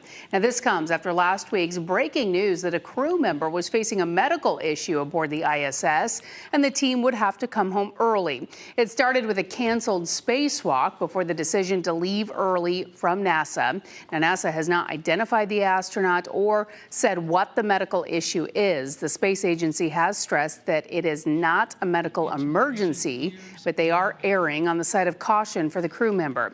The crew includes NASA astronauts Zena Cardman and Mike Fink, along with a Japanese astronaut and a Russian cosmonaut. Yesterday, Fink handed over command of the space station to a cosmonaut.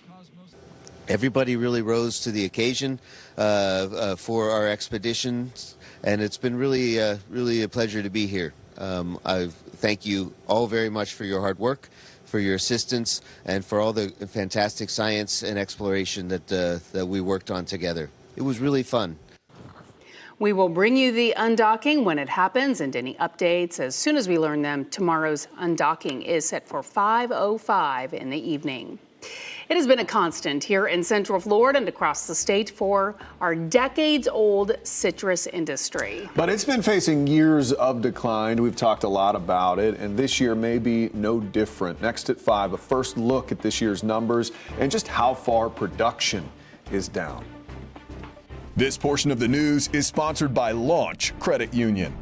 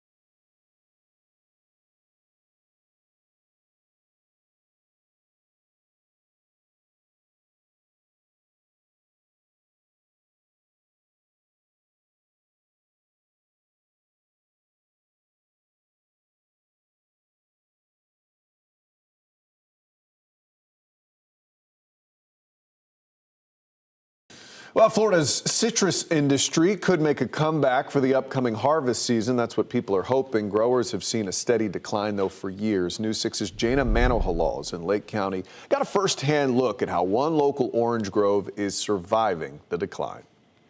When you think Florida, what is the first fruit that comes to mind? Oranges. For hundreds of years, oranges have gone hand in hand with the state of Florida. They're everywhere. grocery stores, breakfast tables, and even on license plates. But behind the scenes, the citrus industry is working its way back from years of decline after the USDA released expected production numbers for the new year. According to the U.S. Department of Agriculture, Florida itself is expected to produce 12 million boxes of oranges. That's just for the 2025-2026 season. 1.2 million boxes of grapefruits and 400,000 boxes of tangerines and tangelos also expected. Despite those increased numbers, orange production was down 2% and grapefruit was down 8% for the 2024-2025 season. Industry leaders say while the numbers were lower than they'd like, they point to steady improvement. The reason? Innovative treatments, therapies, and disease-tolerant trees are making a real difference, according to the USDA. Showcase of Citrus in Claremont is working hard, trying to survive the decline.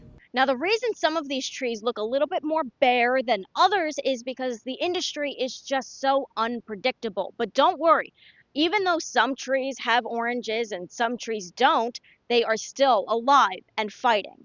They have replanted hundreds of acres dedicated to just oranges and other forms of citrus. They are also using a new greenhouse for more sensitive citrus fruits to make sure they have the best chance of surviving. Representatives of the Grove tell me they're hopeful after seeing a few trees stay strong. For an industry that generates nearly $7 billion a year and supports tens of thousands of jobs, every season matters, and so does the weather. Our News 6 weather team is tracking a cold snap coming right here to Central Florida. So what does that mean for this plant right here? Well, citrus farmers are relying on this type of irrigation system, which means water will come through this hose straight up this pole and cover the entire tree in water. Now, why is that better than letting the tree freeze? Well, the water itself will freeze over the plant and the fruit, protecting it. So when it melts, the tree, the fruit, and the flower are fine. In Claremont, I'm Jana Manaholo, News 6. And yes, it is the season for those temperatures to impact the plants. Yeah. Meteorologist Jonathan Kagas. It is going to get that cold, right? It is, yeah. I think everybody's going to have to protect their plants for sure this time around. And the pipes also come into the equation northwest of I-4, especially for us in Lake Sumter, Marion County. We're talking mid-20s. We'll get into that in just one second. Mid-70s right now in Titusville. It is awesome out there. 73 degrees in Orlando, Kissimmee. We are back to the low 70s as well. Hanging right around 70 for us in the Villages. Palm Coast. Good evening. We're a little cooler, influenced by the relatively speaking cooler Atlantic. We are back into the low 60s. Still dealing with some of the clouds out there. That's a live look downtown Orlando with our Light Orlando delivering Hope Skycam this evening at the airport. We're back to the lower 70s right now under that mainly cloudy sky. The breeze out of the east right now at about 10 miles an hour, gradually backing off from the gusty day that we had at times yesterday. Now tomorrow morning, still on the milder side, hanging around 60 when you wake up in Kissimmee, right around 60 as well in Holopah. Hanging around 50 degrees. Cool, but certainly not as cold as where we were just yesterday morning in Ocala and in Denellen. Now here's a look at tomorrow afternoon. Your forecast is sponsored by Payne Law.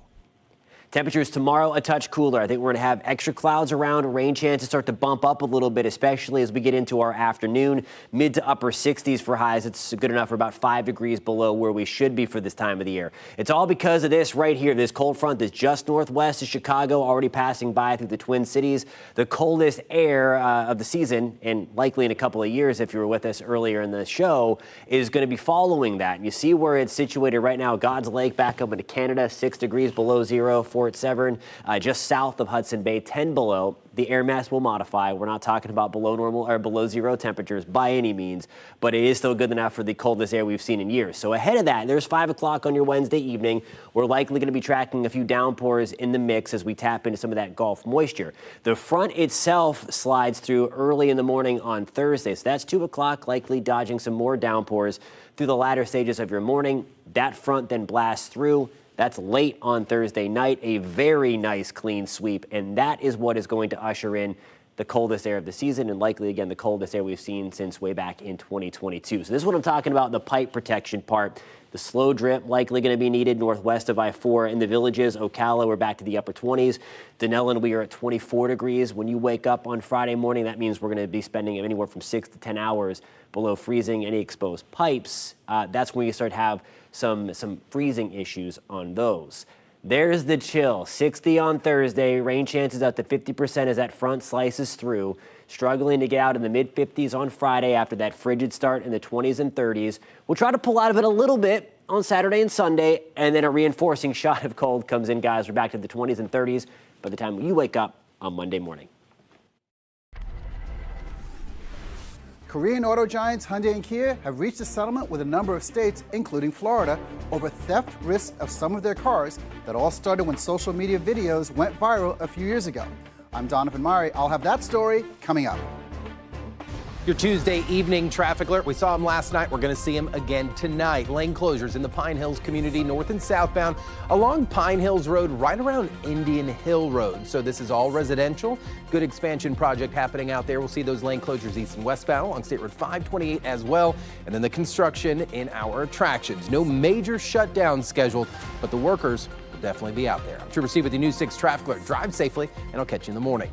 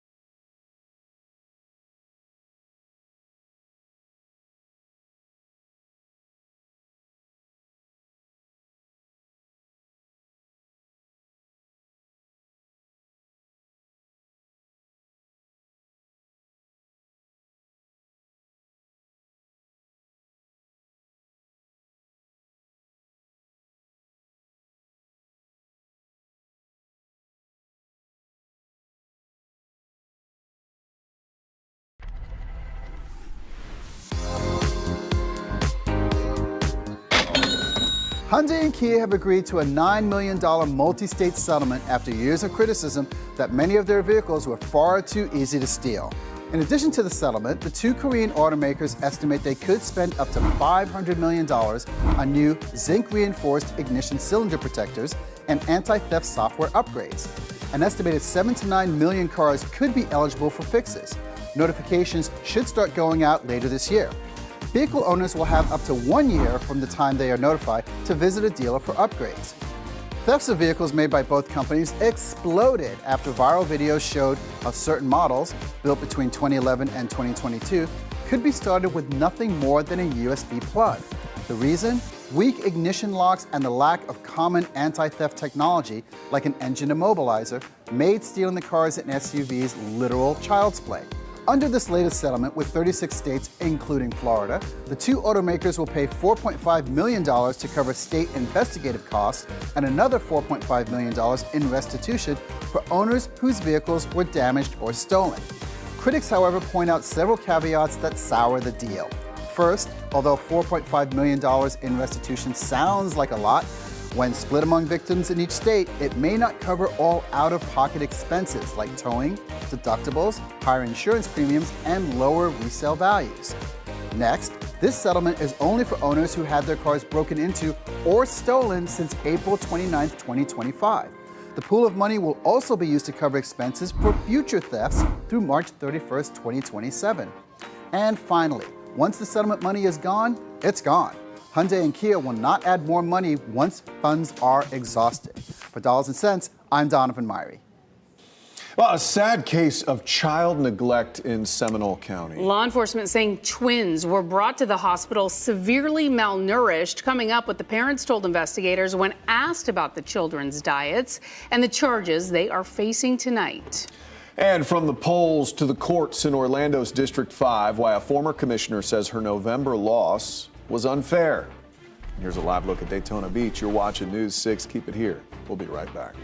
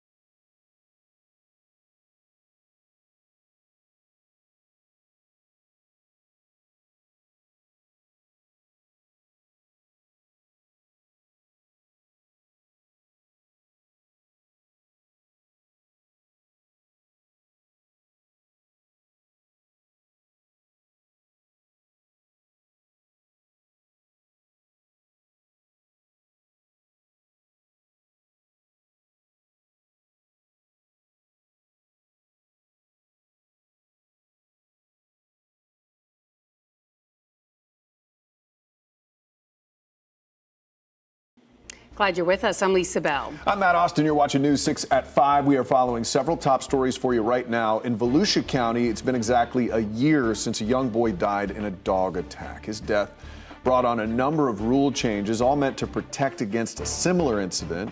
Right now, 16 dogs in unincorporated Volusia are on the county's public dangerous dogs list. The owners have to register them every year. Owners of those dogs also have to carry a $500,000 insurance policy. In Brevard County, commissioners are addressing concerns right now about forever chemicals in the county's drinking water. Recent tests found levels exceeding EPA limits. For perspective, the EPA limits are in the parts per trillion, so any detection is in a very, very small amount. The county commission will still discuss the chemicals, and the commissioner we spoke with recommends getting a good filter. And Florida's legislative session is underway. Hundreds of bills are on the table, including a constitutional amendment to slash property taxes. But local governments are concerned that could cost millions in revenue. We'll be tracking the discussions and votes that could impact you and your family the most, and we'll bring it all to you as that session continues for the next few months. Former Orlando District 5 Commissioner Regina Hill is challenging new Commissioner Shan Rose's victory, saying her campaign was won illegally. Your Orlando community correspondent Mike Valenti breaks down what we need to know and why this fight is not over. A judge Tuesday inside the Orange County Courthouse effectively punting this case to at least the end of the month. That's when she indicated she would issue a ruling on two separate motions. One motion by Regina Hill trying to update her original complaint. The other motion filed by Commissioner Shan Rose, seeking a decision by the judge that would essentially end this whole thing. Perhaps hell hath no fury like a politician scorned, Your Honor. Commissioner Shan Rose sitting silently Tuesday as her attorney and the attorney for the Orlando Canvassing Board pushed back on Regina Hill's lawsuit against them, which tries to invalidate last November's election, the official results of which showed Rose winning with 52% of the vote. It's been 2 months since this election occurred. Miss Rose was sworn in yesterday. There's serious allegations here, but the problem is there's no material facts behind them. Hill is alleging that Rose's campaign engaged in illegal ballot harvesting, bribery by offering free health screenings, and a new claim that Rose diverted funds from the Electric Daisy Carnival to Rose's campaign. Now, these claims have yet to be proven, and Hill's attorney argued they did not need to be proven Tuesday, as this was not an evidentiary hearing. After court Tuesday, he stood next to his client, who remained defiant. How do you think the constituents of your district or of Commissioner Rose's district are perceiving this right now? Because it's not Commissioner Rose's district, well, it's the city of Orlando's but district. But you sworn in yesterday. And that's fine. But let's remember, this isn't about me nor Commissioner Rose. This is about every citizen having a fair election. And that did not happen in this case. So while all this is going on, Regina Hill is still dealing with legal troubles of her own in criminal court. News 6 will be back here inside the Orange County Courthouse Friday when Hill is expected to appear for a hearing on charges of financially exploiting an elderly woman. I'm your Orlando community correspondent, Mike Valenti, News 6. Well, it is a common complaint, especially here in Central Florida, talking about drivers in the left lane. They're just holding everybody up. But is driving that slow actually more than just a nuisance, but rather a safety issue? Our very own Trooper Steve dove into this question today on Trooper Steve on Patrol. 3 is kind of the concrete in this, saying, I don't care how fast you're going, even if you're above the speed limit. If there's someone behind you in the left lane and the right is clear, that's where you should be. So the commit to memory, it's the law. Left lane is for passing or overtaking, and if you're not doing that and the right is clear, that's where you should be. Pretty simple stuff in my mind. What are you doing when you're hogging up that left lane? You are impeding the flow of traffic. Check out that white SUV right there. So it's moving at the same speed as the other cars, and then it's doing the right thing. It's moving out of the way. Look at that, guys. And then the other car realizes, hey, I'm gonna pass it, moves into the left lane, and what's the white car doing? It moved out of the way, let the fast traffic moved in, moved back in, and now moved back into the left. Nothing wrong with what we just observed. If anything, my mind is a little blown at the moment because that's the way it should be conducted. Move into the left lane, pass a car, realize there's space. You're not going to go any faster, so you moved out of the way. I wish we had like a gold star to give to some drivers. And you can watch Steve's full episode right now on our website, clickorlando.com. Just head to the article you see here. So you can hit the road with Trooper Steve on patrol weekday mornings at 10. It's live on News 6 Plus's streaming app for your smart TV or clickorlando.com. More pushback this evening to President Donald Trump's anti-immigration tactics. A new lawsuit has been filed by the state of Minnesota and the Twin Cities after an ICE agent killed a woman in Minneapolis last week. That lawsuit claims the deployment of federal officers illegally oversteps the state's law enforcement authority and endangers the public. The lawsuit points to several alleged uses of excessive force, but Trump administration officials say the shooting was a justified act of self-defense. This deranged lunatic woman was trying to ram him over. And we're feeling the impact here in Minneapolis. Schools have closed. People are afraid to go to work, shop, or seek medical care. 911 calls are up. DHS says the lawsuit is prioritizing politics over public safety, and they will look to prove that in court. Activist groups in Iran say at least 2,000 people have been killed by the Iranian regime during protests against the government. CBS News' Natalie Brand reports President Trump is considering taking action. As anti-government demonstrations stretch into a third week, human rights groups say the death toll in Iran has exploded. Nobody's been able to give me an accurate number. I have heard numbers from everything's a lot, one is a lot. But I've heard numbers much lower and I've heard numbers much higher. We'll be knowing, we're probably going to find out over the next 24 hours.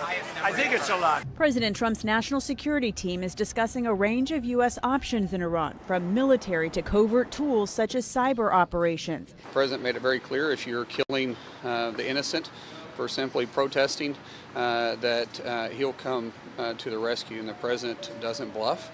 President Trump announced on social media Tuesday that all meetings with the Iranians have been canceled until the killing of protesters stops. He also said that help is on its way without specifying what. You said to Iran this morning that help is on the way for protesters. What did you mean by that? What kind of help? You're going to have to figure that one out. I'm sorry. Iran has warned it will retaliate if the U.S. takes military action. The exiled Crown Prince of Iran told CBS News he's urging President Trump to act quickly. The best way to ensure that there will be less people killed in Iran is to intervene sooner so this regime finally collapses and puts an end to all the problems that we are facing. One immediate action President Trump says he's taking, a 25% tariff on any country still doing business with Iran. Natalie Brand, CBS News, the White House. New at 5, this next story is a sad one, and we want to warn you it may be upsetting. Neighbors in a Seminole County community are asking, how could parents not know to feed their newborn twins? So law enforcement says the little ones were found severely malnourished in critical condition, and according to investigators, the parents are claiming ignorance on this. So just in the last few hours, the parents faced a judge for some serious child neglect charges. Your News 6 community correspondent Alex Cook was there. The malnourished babies and their parents, Madison Smith and Leroy Summersall, stayed in this RV behind this home on Bird Avenue in Sanford. The Seminole County Sheriff's Office got involved after a tip to the Florida Abuse Hotline that the babies weren't getting the care that they needed. The deputies that got here said that the babies were premature, malnourished, and not getting the proper care, leading to life-threatening conditions. They faced a judge today. How could any parent neglect their children like that? That was my first reaction. Louise Perkins lives in the home just behind the RV where Smith and Summersall stayed with the two babies. She didn't know the couple, but says if they were struggling for food, they could have asked for help. If they had a need, there were organizations in this community where they could have reached out and they would have helped them. She saw deputies at the RV on January 6th, the day they followed the Florida Abuse Hotline tip to check on the infants. The deputies report is disturbing, reading in part, "The twins were malnourished to the point where you could see every bone in their bodies. The children were unresponsive and required life-saving interventions. No formula or empty containers were found in the family's RV. The parents said they were never told by any medical professional that they needed to feed the babies more as they grew." It doesn't make any sense to me.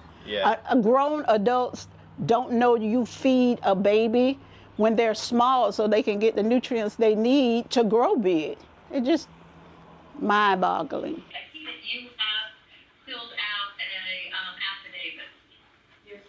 A judge set bond for the parents at $50,000 for each child neglect charge with great bodily harm.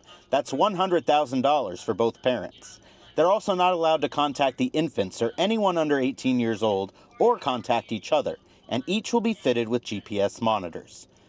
The babies were airlifted to Arnold Palmer Hospital in Orlando, where they received life-saving treatment. Smith and Summersall are scheduled to return to court on March 3rd for their arraignment as this case moves forward. In Sanford, Alex Cook, News 6. Just terrible. Well, it has been talked about in Orange County in the past, but it always seems to fail. Yeah, we're talking about sales tax increase initiatives. This time around, it could support conservation. We're diving into what Orange County commissioners have to say about it. That's coming up. Jonathan. It's nice and mild out there right now. We are tracking our next cold front. It's a big one that arrives on Thursday, not only increasing rain chances, but sending us the coldest air we've likely felt in years. We're going to break that down for you at about 5:47. This portion of the news is sponsored by Shark Coatings.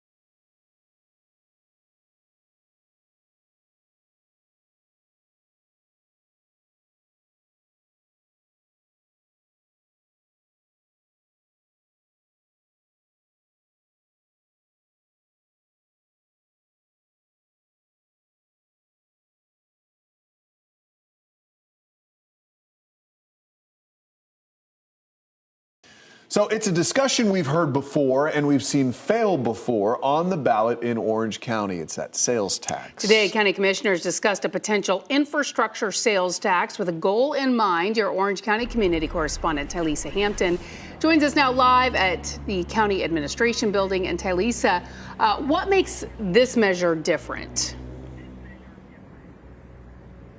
Well, Commissioner Nicole Wilson says what makes this one different is that tax push back in 2022 that had a focus around roads. This one has a focus around conservation land, so much so that they brought in a group to discuss more needs from voters and what they find important. We spoke to some who were in the meeting. They say they have a mix of opinions around this entire tax. The topic of a proposed infrastructure sales tax sparks debate during the Orange County Commissioners meeting. Timing is going to become really, really important, especially after multiple sales tax initiatives failed at the ballot in years past. So why does this one have a better chance of success? This time, it's Commissioner Nicole Wilson pushing for the same old tax, but with brand new ideas. Very different when we're talking about quality of life investments, including parks, open spaces, conservation land. It's something that I think is, it's very informative to think of the type of philanthropic work that these organizations are doing across the country. Commissioner Wilson says conservation should be the first priority of the tax, and she wants to go to voters to ask them directly what they care about. Ultimately, the mayor and other leaders approved allowing the national nonprofit Trust for Public Land to research and conduct a public opinion to see what residents would support. I believe that if we go from here and find out with the experts in this space what people out there believe is worth an additional investment, then we'll understand which groups we need to bring in. The group works with counties nationwide to help shape possible ballot measures, including one that would appear as early as 2026. Some residents say the plan makes sense. We do desperately have a need to improve our infrastructure, our mass transit in Orange County, because we are growing every single year. Others support conservation, but not the sales tax. I do prefer bonds. I just think they're more stable and then you can borrow off of them. But however we can get conservation funding is a good thing to do. And not everyone is convinced. They have taken so much money out of the taxpayers. Every time is something different. When it's not for the transportation, the buses, it's for anything else that they dream about. County leaders say allowing research does not mean a measure will appear on this year's ballot, but it could be in the future. Now, the mayor did say that county commissioners should manage their expectations with voters because just on years past and those initiatives failing. Now, again, this is still very much in the early stages. Nothing has been voted on. Nothing is even on the 2026 ballot. It's merely a conversation, one that they did say, if not on the 2026 ballot, again, could be one in the future. But they want voters to be heard. Reporting for News 6, I'm your community correspondent, Tylisa Hampton. All right, Tylisa, thank you. We want to bring in meteorologist Jonathan Kagas now because we have a lot to talk about, some I'd say even colder temperatures headed our way. And it's rare that we have to talk about protecting our plants, even our pipes, Jonathan. Yeah, I think northwest of I-4, you need to consider thinking about getting some of that insulation from the store to protect the pipes or just letting it run at a slow drip if you have the exposed pipes outside. We'll have an extended opportunity for below freezing temperatures once we get to Friday morning, really Thursday night into Friday morning. We'll get into that in just 1 second. Here's a live look outside Port Canaveral, Brevard County with our Launch Credit Union camera. Air temperatures now nowhere close to freezing. We're back to the upper 60s, feeling pretty nice out there with the wind backing off a little bit. We had the mostly cloudy sky again at the port. Here's the big front. It's working through parts of the upper Midwest, now just slicing through Chicago. There's a little bit of rain to it. Ahead of that, tomorrow we're going to tap into some Gulf moisture to increase rain chances, and then a slightly better chance early Thursday morning as that big front itself blasts on through. Now, tomorrow morning, we're still looking pretty good. Other than a stray shower in the mix, we still should be on the drier side. We're going to be on the milder side. We're back to the mid-50s to start in Leesburg. Good evening in Titusville. We're hanging around 60 to start your day. We'll slip back to the upper 40s in Gainesville, right around 50 degrees in Ocala. Now, here's a look at your afternoon. Your forecast is sponsored by Advent Health.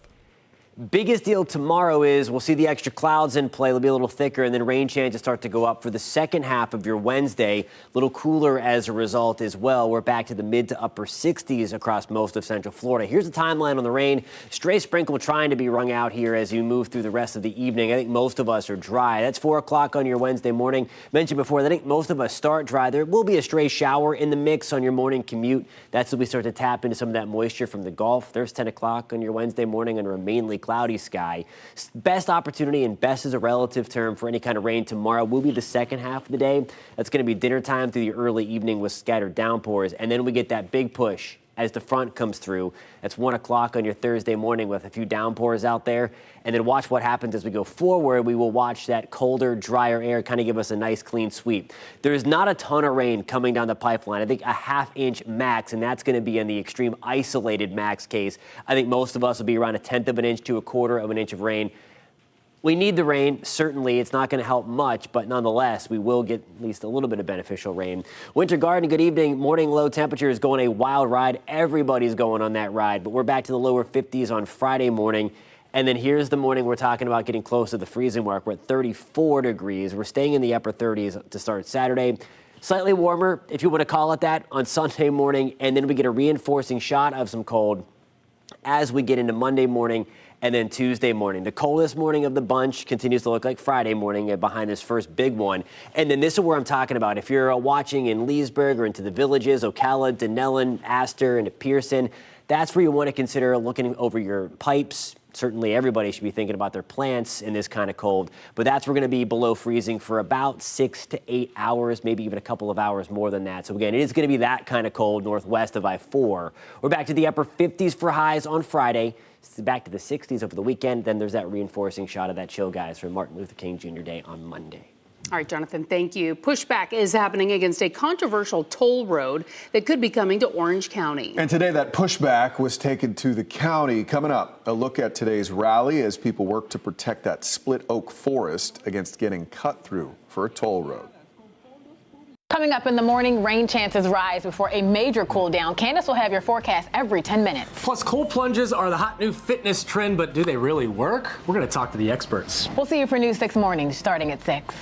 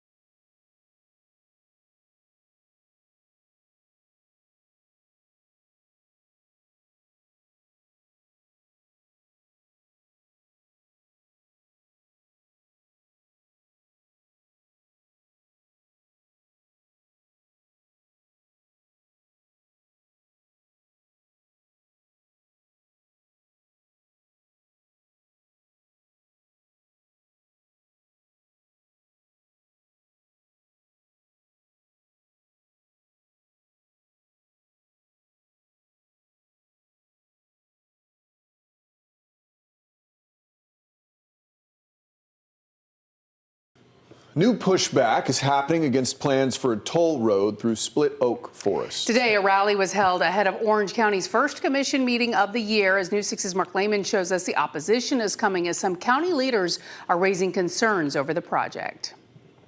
We were here today as a rally was held outside the Orange County Administration building. Those speaking warned this project could hurt the environment and say a toll road is not the answer. Enough is enough. Commissioner Kelly Martinez-Semrod was among several speaking out against the proposed State Road 534 through part of Split Oak Forest between Orange and Osceola counties. What they did not do is present the entire story of how this road resulted in going through another Green Place land. She's part of a discussion today as concerns have been raised about the Expressway Authority's right-of-way acquisition of Green Place parcels and the road's impact in Eagles Roost Park. It sets a really dangerous precedent for future conservation lands throughout the state. The talk is happening as the group Save Split Oak is renewing a push for the county to take action. While a state panel approved the project to help with overcrowded roads, critics want to see commissioners withdraw the original application.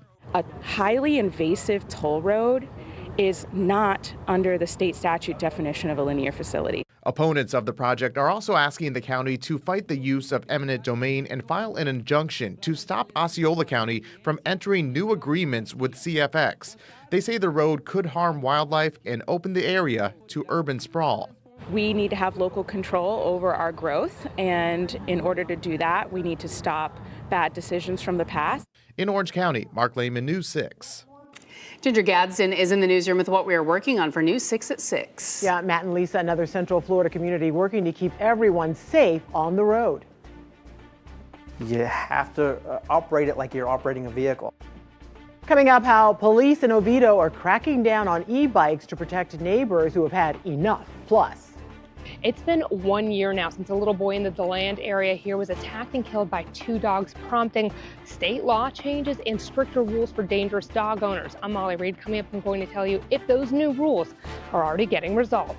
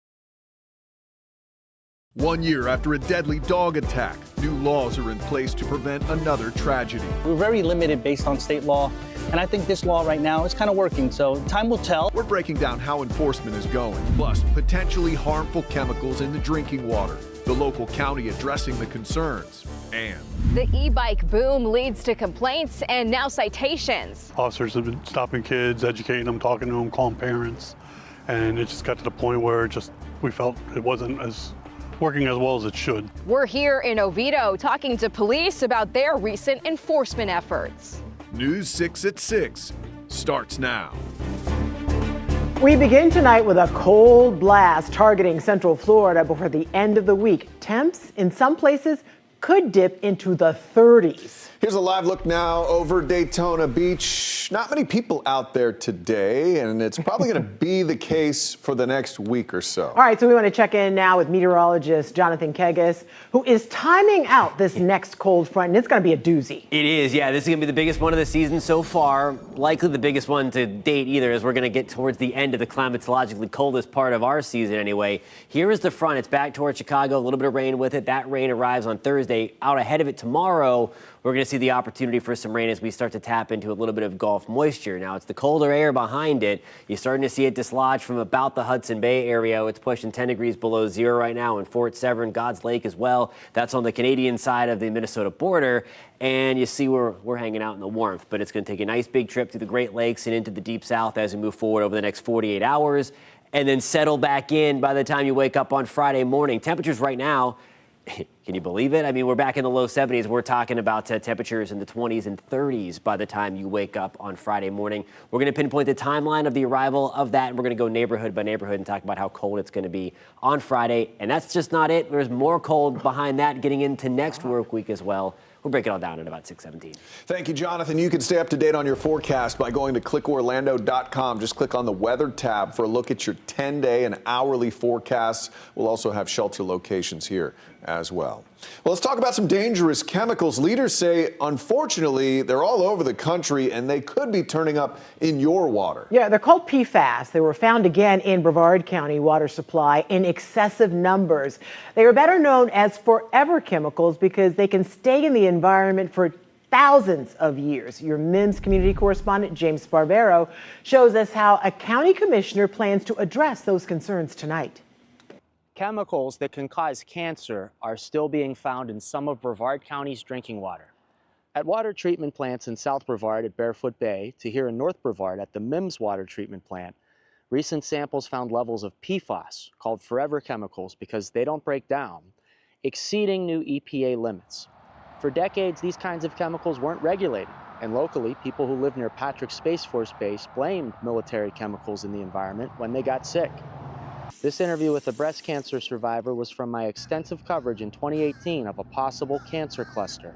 This is not a coincidence that so many of us in our early 30s and some of us in our 20s getting cancer.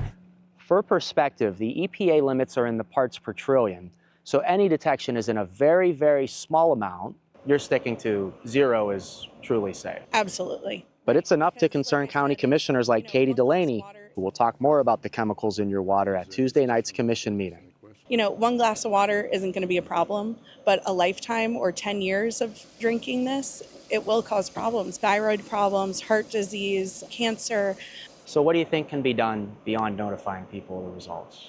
So we do have a plan in place. We are working on a reverse osmosis system for our water facilities, and that will filter out the PFAS in this water. Commissioner Delaney told me that will take a couple of years. So when I asked her if your water is safe to drink right now, she recommends getting a good filter. If you'd like to see the full water sample results, I'll put them on clickorlando.com. You can also find a link to the commission meeting there, which we'll be watching too, to update you on any new information. In Brevard County, I'm your MIMS community correspondent, James Sparvero, News 6. Today marks 1 year since an 8-year-old boy was tragically killed by 2 dogs in the DeLand area. He was riding his bike near his home when the attack happened. His death prompted tougher laws for dangerous dogs, both locally and across the state. Your Volusia County community correspondent Molly Reed is looking into how these new rules are making a difference. Right now in unincorporated Volusia County, there are 16 dogs that have been deemed dangerous. Now, after Michael's death, the rules got a lot stronger, higher costs for these dog owners to keep the dogs and stricter requirements. And I found a lot of these dog owners have deadlines coming up here to meet these new standards. On January 13th, 2025, 8-year-old Michael Millette was riding his bike in his neighborhood when 2 dogs ran out from a nearby property and attacked him. Michael's mother sending me this statement on the anniversary of her son's death. It says in part, Michael's laughter, his hugs, his life mattered. I speak today so the world doesn't forget him. If we act like the death of a child is normal, no one is safe. Investigators say it was tough to charge these 2 dog owners because there were no previous complaints against the dogs, even though after the attack, neighbors went to deputies and said these dogs got loose constantly and had even attacked and killed animals in their neighborhood. Law enforcement now says you need to report any issues you have with animals so that they can be investigated and then labeled dangerous if needed. Now, if a dog is labeled dangerous, a new state law supported by Michael's family increases penalties for owners if their dogs attack someone. Plus, Volusia County just passed a rule that requires owners of dangerous dogs to have $500,000 in insurance, a number Councilman David Santiago pushed for. We're very limited based on state law, and I think this law right now is kind of working, so time will tell. The 16 dog owners in unincorporated Volusia County who are on the county's public list you see here have to register their dogs every year according to the date they were classified as dangerous. That registration includes showing the proof of insurance, and several owners have deadlines coming up in the next 2 months. There's been one person that's registered under the new ordinance, and that person ultimately, I've learned, has actually euthanized their own dogs because they have been aggressive to other people. Now, the dogs who attacked Michael were euthanized shortly after the attack. The owners were actually charged for tampering with evidence because they apparently deleted social media messages about the attack. They're due in court here at the end of the month with a trial date tentatively set for mid-February. I'm your Volusia County community correspondent Molly Reed, News 6. Here is a look at that dangerous dog list Molly just mentioned. You can find a link to this list in Molly's story by going to our website, clickorlando.com.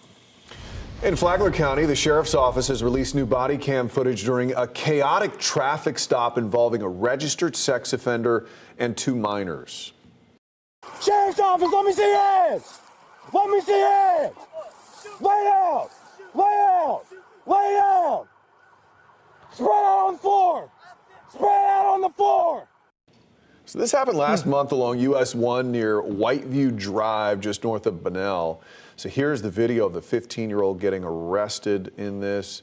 This all started during a traffic stop when deputies found the driver. The driver's name was Darnell Hairston, a registered sex offender. He was with 2 minors at the time. One of those minors, 11 years old, reported missing out of St. Johns County. So while deputies were busy with Hairston, the other minor, a 15-year-old, got back in the truck and drove away. Hairston facing multiple charges, including kidnapping a child under 13. We're not showing or naming that 15-year-old involved, but he's facing multiple charges, including aggravated battery on a law enforcement officer. An Edgewater man is accused of threatening to kill the governor and the U.S. Secret Service director and the Volusia sheriff. Daniel Cook appeared in court for the first time today. The judge mentioned the victims are Governor Ron DeSantis, Secret Service Director Sean Curran, and Volusia Sheriff Mike Chitwood. Cook is being held on no bond. Well, now that school is back from break, you've probably noticed more of those electric bikes back on our streets and sidewalks. E-bikes are more popular than ever, and in Oviedo, police say complaints from the community about kids taking over the roads have led them to take action. Your Seminole County community correspondent Catherine Silver spoke with police as they start handing out tickets in places like Jackson Heights Middle School. I spoke with police about their enforcement efforts. They tell me they're not just concerned about e-bikes, which can go up to 28 miles per hour. They are more concerned with electric motorcycles, which can go much faster. At Jackson Heights Middle School, officers in Oviedo cited 9 kids in one day, all with electric motorcycles or e-bikes. Have you guys had complaints from the community? We've had plenty. We spoke with Lieutenant Adam Eggert about the switch from education to enforcement. It just got to the point where we felt it wasn't working as well as it should. So the officers went out there and they focused on the ones that would go really, faster. up in the 40, 50 mile an hour range, some of them. What would make an officer stop a kid on an e-bike or an e-moto and actually issue a citation? Sometimes just looking at the e-bike or e-motorcycle, and you just know whether it's legal or not. If it has no pedals, it's on a bicycle. It's a e-motorcycle. Oviedo isn't the only city adjusting to the e-bike boom. In nearby Winter Springs, police have told us they've stopped dozens of kids this school year. What we're seeing are kids in packs of e-bikes, ignoring those, ignoring the rules of the roadway. You have to stop at stop signs. You have to operate it like you're operating a vehicle. At Jackson Heights, Oviedo police say the citations they gave out were non-moving violations, and they focused on finding e-bikes and motorcycles that were not street legal. We get that so many people bought so many over the Christmas holidays and give it to their kids as presents. Just because they sell it in the store doesn't necessarily make it legal or street legal. So do your due diligence.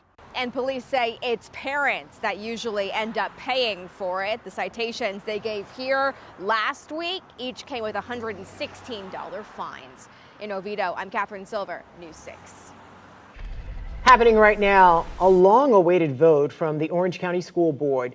Will they approve sale of the area known as the Hungerford property in Eatonville? Here's a live look at the meeting happening right now. Last September, the school board entered into an agreement to sell the historic property to Dr. Phillips Charities. Now, some Eatonville town leaders opposed this deal. The organization will get the 117-acre former site for $1 million. In exchange, the charity is mandated to build things like a healthcare facility and a new park in the next 10 years. We'll give you updates on clickorlando.com. Well, we told you last week an expansion on the 417 is underway. We're all used to road work, but imagine hearing this every day. Oh boy. Coming up, when this work could come to an end, as neighbors tell us it's becoming a headache. And coming up, what's happening to Florida's most famous fruit and the industry it relies on. This portion of the news is sponsored by Advent Health.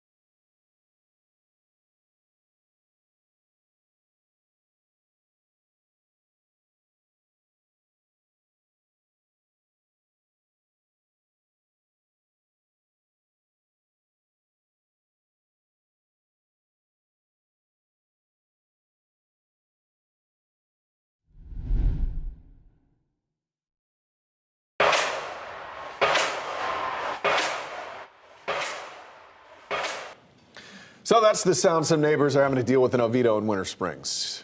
Yeah, better them than you, right? A week ago, we told you about some work being done in Seminole County, causing a headache for neighbors nearby. This is brutal. A widening project underway for State Route 417 near Winter Springs Boulevard. Construction work takes place between 6 in the morning and 8 at night. Neighbors tell your Seminole County community correspondent, Catherine Silver, the sound is a real hassle. It impacts our children, our special needs adults that we have here in this community. Our elderly, our pets are affected. And even down the road on Winter Springs Boulevard, you get neighbors commenting, how do you put up with that noise? People ask you about it. Yeah, the noisy work is expected to run all the way through February 6th, but more work is on the horizon and could impact more communities as the widening project is expected to finish in 2030. Central Florida's citrus industry could make a comeback for the upcoming harvest season after growers say there has been a steady decline for years. That's according to the U.S. Department of Agriculture. News 6's Jana Manahalal got a firsthand look at one local orange grove and how they are working to bounce back. When you think Florida, what is the first fruit that comes to mind? Oranges. For hundreds of years, oranges have gone hand in hand with the state of Florida. They're everywhere. Grocery stores, breakfast tables, and even on license plates. But behind the scenes, the citrus industry is working its way back from years of decline after the USDA released expected production numbers for the new year. According to the U.S. Department of Agriculture, Florida itself is expected to produce 12 million boxes of oranges. That's just for the 2025-2026 season. 1.2 million boxes of grapefruits and 400,000 boxes of tangerines and tangelos also expected. Despite those increased numbers, orange production was down 2% and grapefruit was down 8% for the 2024-2025 season. Industry leaders say while the numbers were lower than they'd like, they point to steady improvement. The reason? Innovative treatments, therapies, and disease-tolerant trees are making a real difference, according to the USDA. Showcase of Citrus in Claremont is working hard, trying to survive the decline.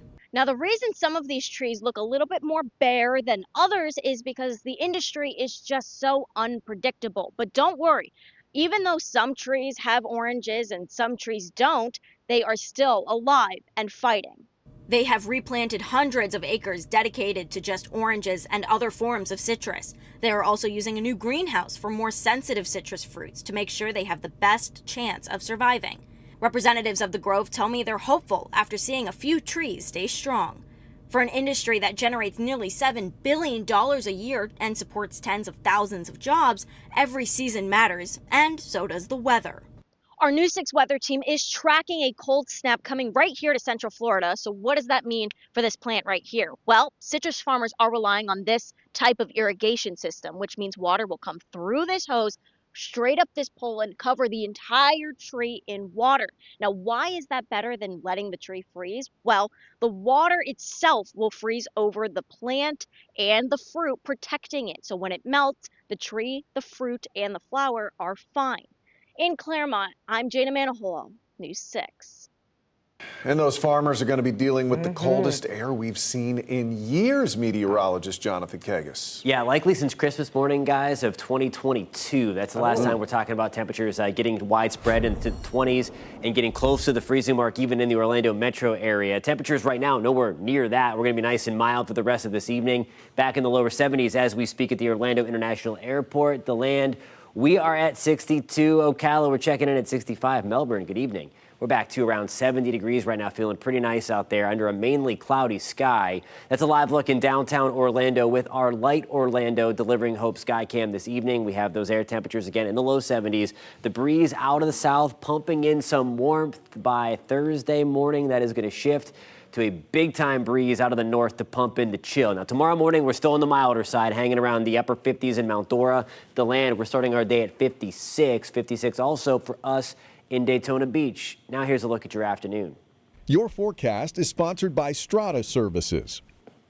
A little cooler tomorrow. The reason being we'll see extra clouds come in, and we'll also add rain chances to the mix, mainly into the afternoon and early evening, though, with those rain chances. Those will bump up to 40% tomorrow. Air temperatures just a couple of notches below where we should be. That'll put us into the upper 60s and lower 70s. And then this thing comes rolling in. This is our big front working through Chicago back towards Omaha right now. Behind that, a ton of Arctic air. It will modify, but it is coming straight from the Arctic. We do have air temperatures right now about 10-ish degrees below zero just south of the Hudson Bay, and that's just the makings, the start of that air mass. Trying to bleed towards Winnipeg now, towards also Thunder Bay, and then it works its way back towards the lower 48 over the next couple of days along that front. So here we go. Timing out the rain. There's 5 o'clock tomorrow evening. Likely by this time, we're pinpointing a couple of downpours moving through. That's out ahead of the front, tapping into some Gulf moisture, still on the warmer side, relatively speaking.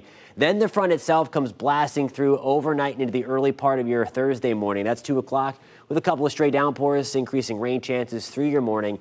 And then you see the nice clean sweep coming by. That is the front ushering in that drier, colder Arctic air. By the time we wake up on Friday morning, that's going to be the coldest morning of the bunch that really starts an extended cold streak going into early next work week. We're back to the mid to upper 20s in Marion County and down the 75 corridor. We're at the freezing mark in Sanford, 35 in Orlando, hanging around the 40s, lower 40s at the Cape and in Cocoa Beach, Melbourne. We're going to get down to 37 degrees, and that colder air sticks around really for the next 7 days beyond Friday. Highs on Friday after that chill I just showed you get back to the mid to upper 50s, and that's even with dominant sunshine. We're going to warm up a little bit, guys, Saturday and Sunday into the mid to upper 60s after cold starts both of those days. Reinforcing shot of colder air, though, comes in Sunday into Monday. You see on Martin Luther King Jr. Day, guys, we're waking back up into the 30s. That is not much of a warm-up. All right. Thank you, Jonathan. All right, talking sports now. Ryan's in for Jamie tonight. So the Orlando Magic gearing up for a historic game later this week. Yeah, the team is in Germany right now. They've got a pair of games coming up with the Memphis Grizzlies. One will be in Berlin on Thursday afternoon. The other one will be in London on Sunday. Coming up, thoughts from the Wagner brothers on their homecoming. And the Pride have a new general manager. Coming up, a report from Inter & Co Stadium as we hear from Caitlin Carducci.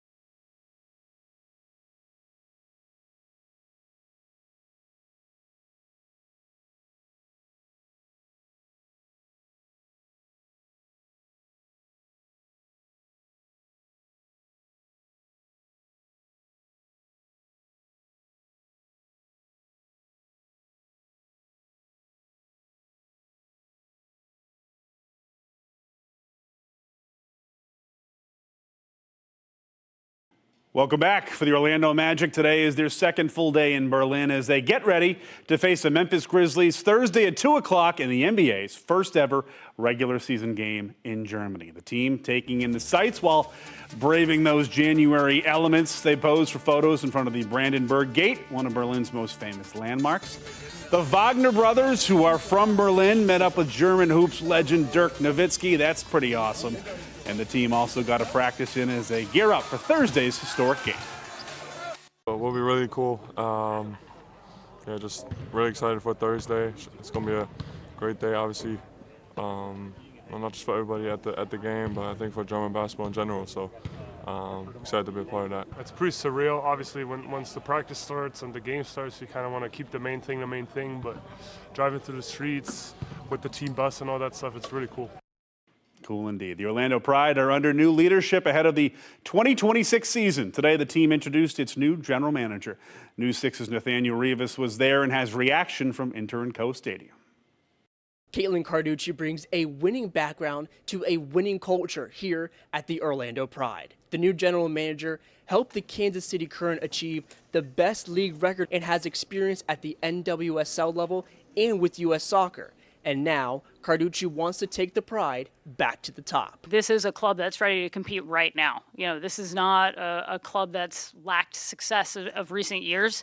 It's built a very strong foundation. We're grateful for where we've gotten and Haley Carter and all the rest getting us to where we are. But we know sustaining and being long-term is what we're about. And Caitlin we really feel she's going to take us there. At the end of the day, your goal is to finish in the top of the table and then finish with the trophy in November. So that's what the expectation is, that's what the plan is, that's what the goal is. Carducci said she's had positive conversations with head coach Seb Hines. She said she wants to see how the team looks in preseason starting next week before making any major roster moves.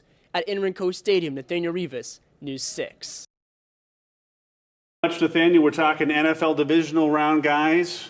News 6, we've got the Buffalo Bills at the Denver Broncos Saturday at 4:30. Should be a great one in the AFC. You want it, we've got it. We got it, absolutely. News 6. All right, thanks, buddy. More news coming up for you at 9 o'clock on clickorlando.com. Until then, have a great night. Bye.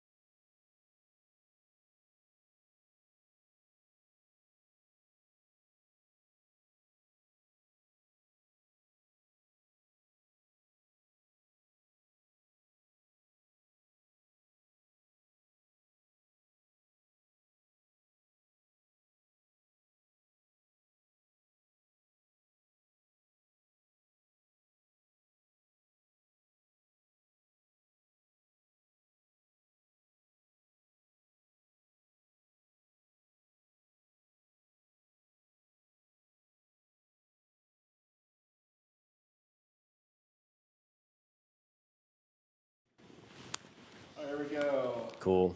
5, 4, 3, 2. Strong cold front arriving by the end of your work week. Whoa, sorry, that was like, I can't say work week. My bad. Sorry, Matt. 2 weeks in a row. Here we go. 5, 4, 3, 2. Big chunk of Arctic air on the way. That will arrive later this week, bringing us the coldest air in years. We'll talk about how cold it gets in your neighborhood at 11.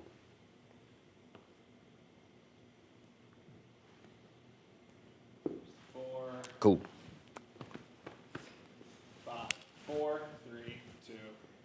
Coldest air in years settles into Central Florida later this week. We'll have the timeline tonight.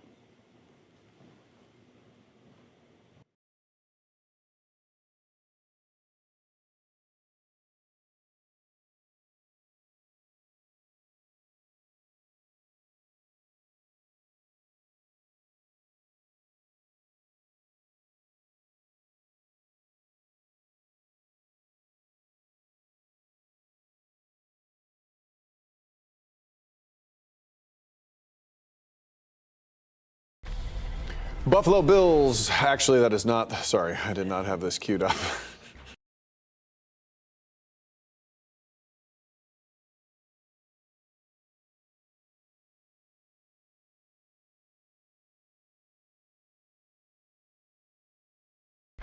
Hi, I'm Matt Austin. Here's a look at today's top stories. A man is accused of threatening to kill the governor, the U.S. Secret Service director, and the Volusia sheriff. Daniel Cook from Edgewater facing several charges, including making written threats. A judge mentioned the victims are Governor DeSantis, the Secret Service director Sean Curran, and Volusia Sheriff Mike Chitwood. Cook is being held on no bond. A 19-year-old will spend the next 35 years behind bars, pleading guilty to stabbing his grandmother to death in 2022. Jalen Christian was convicted of second-degree murder in the death of Muriel Emerson. Investigators say she brought Christian home from school in Rockledge before the then 16-year-old attacked her from behind with a kitchen knife. The Brevard County Sheriff's Office says she was stabbed at least 42 times. Deputies say he told them he killed her to steal her credit card and run off. He has lifetime probation after his decades in prison. A heads up for drivers in Seminole County, not just the lane closures you'll see during construction on the 417 this month. It is the noise. Earlier this month, we told you crews were starting pile driving near Winter Springs Boulevard. We hear it today, and this is your reminder that it will be noisy as the work continues through February 6th. FDOT says they're keeping the loudest noise and vibrations from 6 a.m. to 8 p.m. It's part of an ongoing project to widen the expressway from Aloma to 434. That's it for now. We'll have a look at your